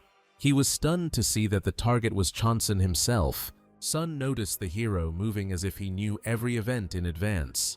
He deduced that Chanson would seek an artifact to help defeat the Calamity, and he decided to go there as well, waiting for the opponent to strike first. To prepare, Sun immediately acquired a dagger capable of generating spatial rifts. Unaware, Chanson embarked on the side quest, Palace of the Fanatics. He had to defeat vampire supporters and locate the hidden boss. With his grid world skill, the hero cleared the first task effortlessly. As a reward, he obtained a chalice used by vampires to drink blood. It would prove useful for crafting a powerful item. Chanson still needed magical stones, but time was running short, so he summoned his familiar and assigned the task. Beth felt humiliated, tasked with doing the dirty work, but Beth summoned the bloodied hands of her crimson bath and seized the crust. Chanson himself rushed off in search of the hidden boss. Relying on his memories, he quickly located the secret zone, yet he was stunned to find that all the monsters inside were already dead. He knew for certain that only one person could enter a spatial rift. But here was Sun, and he held the reward for defeating the hidden boss, the vampire elixir. Almost instantly, Sun lunged into attack. After striking, the blonde was sure Chanson hadn't reacted in time, but he had miscalculated. The hero blocked the attack with the devil mask shield. Then he immediately countered, striking at the enemy. Sun couldn't believe it. With the hero title, Chanson's stats had surged dramatically. Though in sheer speed, the blonde still had the edge. The battle was escalating rapidly. Sun barely dodged an arrow from the golden bow. Immediately, Chanson activated the demon mask magic. A smoky veil concealed his location completely, and he directed Fragarak straight at the enemy. While Sun blocked the sword strike, Chanson reappeared behind him. He touched the enemy and used the Greed of the Ruler ring to copy abilities. Now Chanson's sword mastery had reached its peak. Sun spun sharply, attempting to strike the hero, but Chanson anticipated it, presenting the poisoned Naga Mistress sword. Once again, the blonde was poisoned. Sun realized he couldn't win without amplification. Instantly, he opened the shop and purchased an explosive potion. It enhanced all his stats to the max. Fully powered up by 200%, Sun prepared to continue the fight. He readied the third sword technique, Destructive Phantom Storm. Thanks to the copied skills, Chanson didn't fear the attack. The technique had specific sword strikes, despite resembling a storm. But knowing the strikes allowed him to easily nullify the powerful assault. And that's exactly what the hero did. Defeated, Sun attempted to flee using a spatial rift generator, but the moment he grabbed the dagger, Chanson severed his hand. The hero assumed the villain had no resurrection skill left and decided to interrogate him. It turned out Sun, like the others of his kind, had betrayed players in his world to survive, and now they were sent to this world to sow chaos and destruction. They had sold their souls, forced to obey orders just to live. After this confession, Sun erupted in rage. Returning to Beth, the hero noticed she had already handled everything. He activated Gather and combined the vampire's chalice, magical stones, and the vampire elixir. The fusion produced an item which Chanson handed to Beth. The vampire was astonished. It turned out the hero had ventured into this dungeon for her sake. Beth swallowed the newly formed gem and instantly felt an incredible surge of power. It was an overwhelmingly amazing sensation. Instead of the power boost the item was supposed to grant, Beth regained 3/5 of her lost strength. Now it was time to enter the dungeon of the global catastrophe. But the dead weren't waiting around. Chanson had spent 6 hours in the dungeon, and in that time, the disaster had fully activated. When he returned, the giant skeleton was already spreading poisonous mist across the land. The system glitched again. Players had 72 hours to form a group and stop the calamity. The giant's toxic mist was devastating. Anything it touched turned into the land of the dead. Destruction erupted across the world. Chanson couldn't understand why events meant to happen 2 years later were unfolding now. Suddenly, Dojan appeared.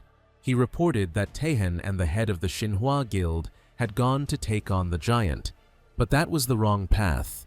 Chanson immediately tried to call the berserker, but he was out of range. Then he remembered the twin ring and hoped he could contact Taehyun that way. Luckily, the berserker answered. The hero ordered the guild leader to retreat and head to the nearest station. The giant skeleton was merely a vessel for spreading the poisonous mist. Moreover, the players didn't have enough strength to destroy the dead. The real threat lay somewhere else entirely. Chanson and Dojan hurried to the guild office to secure valuable items. Along the way, they encountered countless human victims. It was the work of a gang of unknown awakened beings. Each victim bore the characteristic mark of a vampire bite on their neck. Beth suspected Isabella's involvement. The heroes guessed the attackers must be nearby, but in fact, they were right on top of them. One of the villains attacked Dojan. If Chanson hadn't created a shield in time, it would have ended tragically. The attacker's power was overwhelming. Then Beth leapt into the fray. She quickly dispatched one of the vampires, but another appeared instantly, lunging at her. Thanks to her mist skill, the vampire avoided taking damage. Dojan was stunned to learn that Beth was Chanson's familiar, but there was no time for explanations. The hero charged into battle. Nearby, another female vampire was present. She empowered her allies with magic, but while her attention was on the allied fight, Dojan managed to get close enough. The players executed their strategy flawlessly, eliminating the entire vampire gang. It turned out all the attackers were former prisoners. Suddenly, Dojan's phone rang. It was Secretary Minhisu calling. She begged for help. The Massacre Guild had been attacked by unknown awakened beings, and they had already located the girl.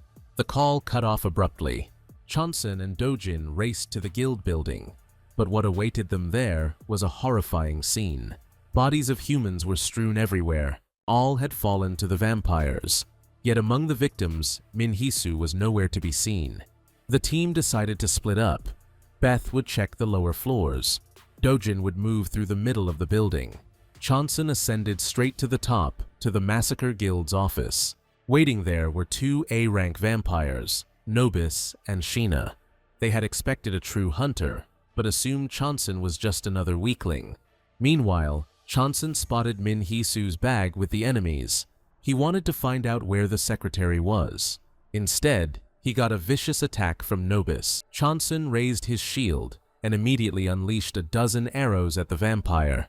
If not for his armor, Nobis would have been struck. Chanson kept raining arrows from the world of the grid, but the vampire blocked with a shield. The hero didn't relent, but Sheena intervened, stopping the attack. She shielded her comrade with a black aura. Once the protection faded, Chanson struck with a cunning weapon creation attack. This time, he severed Nobis's arm, but delivering a fatal blow proved impossible. Sheena deflected the strike with her aura. It was so powerful, Chanson was thrown backward. Before his eyes, Nobis's arm regenerated. It was clear. Without enhanced divine power, they couldn't be defeated. So when the two vampires lunged, Chanson raised the Devil Mask shield. Then he shot a storm of arrows into their backs. The vampires laughed at the seemingly feeble assault, but it was merely a distraction. While the villains shielded themselves from the arrows, Chanson fired a single arrow from his golden bow. Nobis was finished. Then the hero severed Sheena's legs. He didn't rush to kill her, planning to ask a few questions first. Just then, Dojan and Beth arrived. They found Minhisu alive. The secretary hadn't been killed, and now Chanson knew why. The villains had planned to use her to obtain guild treasures and deliver them to Isabella. Luckily, the heroes had stopped them in time. Suddenly, Chanson was contacted via the Twin Rings by Taehyun. Taehyun and Sten were surrounded by vampires. The berserker urged Chanson to head to the station, but the connection cut off. The Twin Rings' telepathic link had expired. At that moment, Taehyun and the Massacre Guild leader were already fending off vampires. The enemies weren't too strong individually, but they were numerous. Suddenly, Isabella appeared. She had expected more from S-rank hunters. Without hesitation, Sten tried to kill the vampire leader and charged at Isabella. But the vampire instantly stopped the attacker. She activated blood magic, and from Sten's shoulder, a web of red flowers sprouted. She didn't intend to kill Taehyun yet, planning instead to use him and turn him into a vampire. She admitted that among all the awakened, only Chanson deserved her attention. He alone had shown staggering progress in his development. When Isabella's focus fully shifted to Taehyun, Sten sprang into action. He deliberately exposed himself to the vampire, baiting her into letting her guard down. At the perfect moment, Sten unleashed the Abyss Strike and hit the villainess. But Isabella immediately countered with a swarm of mystical butterflies. Their pollen spread, enveloping the hunters in a thick smoke veil. Nothing could be seen through it. Moreover, the vampire's skill reduced opponents' power by 30% and slowly drained their mana. Steen tried to pierce the veil, but failed. Then Taehyun stepped in. He instructed Sten to take all civilians to a safe zone. To break through the smoke, the berserker unleashed the full force of his explosion skill. It worked. A tear appeared in the barrier. Seeing Taehyun had a plan, Sten complied and began retreating. Meanwhile, the berserker prepared his secret weapon, Heaven's Flame. Fire engulfed the surrounding area in a blazing inferno. At the same time, the guild secretary suggested going to assist their boss, but Chonsun assured her Taehyun could handle it. Minutes later, the hero's words proved true. Taehyun called to confirm he was safe. He immediately thanked Chonsun for the reliable weapon. However, after using the skill, the weapon did break. Taehyun defeated Isabella thanks to the skill book Chonsun had given him. Afterwards, Taehyun and Chonsun agreed to meet at the guild office to plan their next moves. After speaking with Taehyun, the secretary handed the hero an item. This relic had long ago accidentally fallen into the hands of the Massacre Guild leader. It had been considered useless, yet the vampire scum tried to steal it from Hisu. The dwarf's sleeping stone reveals its true power only when a calamity strikes. Upon awakening, the owner gains the skill, Forge a weapon that slays giants. Suddenly, everyone's attention was drawn to a system notification. The first night after the Calamity activation approached, monsters would begin spawning worldwide. Defeating them would earn points exchangeable for items. But the main objective remained, to defeat the field boss. Chonsun crafted several items to neutralize the giant skeleton's poisonous smoke. This would make the Massacre Guild a safe haven for civilians, and the hero could focus on the field boss, setting out to locate it immediately. Entering the monster's zone, Chonsun's task was to awaken the dwarf's sleeping stone. The field boss mesmerizes humans with its requiem before consuming their souls. This grants it the ability to resurrect elsewhere after death. Chonsun hoped the enemy hadn't already charmed too many people, but upon entering the temple, he realized the victims were already numerous. Among them sat the archer goddess, Chia. Chonsun quietly approached and freed her from the trance. It turned out that after the Calamity's activation, Chia had begun evacuating civilians, but vampires soon appeared. During the fight, the goddess lost consciousness, waking up in the temple. The hero realized the vampires were attempting to summon the boss. He took Chia with him, determined to stop the ritual. At that moment, a vampire performed the ceremony to summon the field boss. Completing the ritual would allow him to survive the apocalypse and travel to another world. But Chonsun appeared instantly. He obliterated the ceremonial hall's guardian and pierced the vampire with a divine arrow. Immediately, another vampire emerged, attacking Chonsun. She proved to be formidable. This one had mastered aura manipulation, combined with lightning.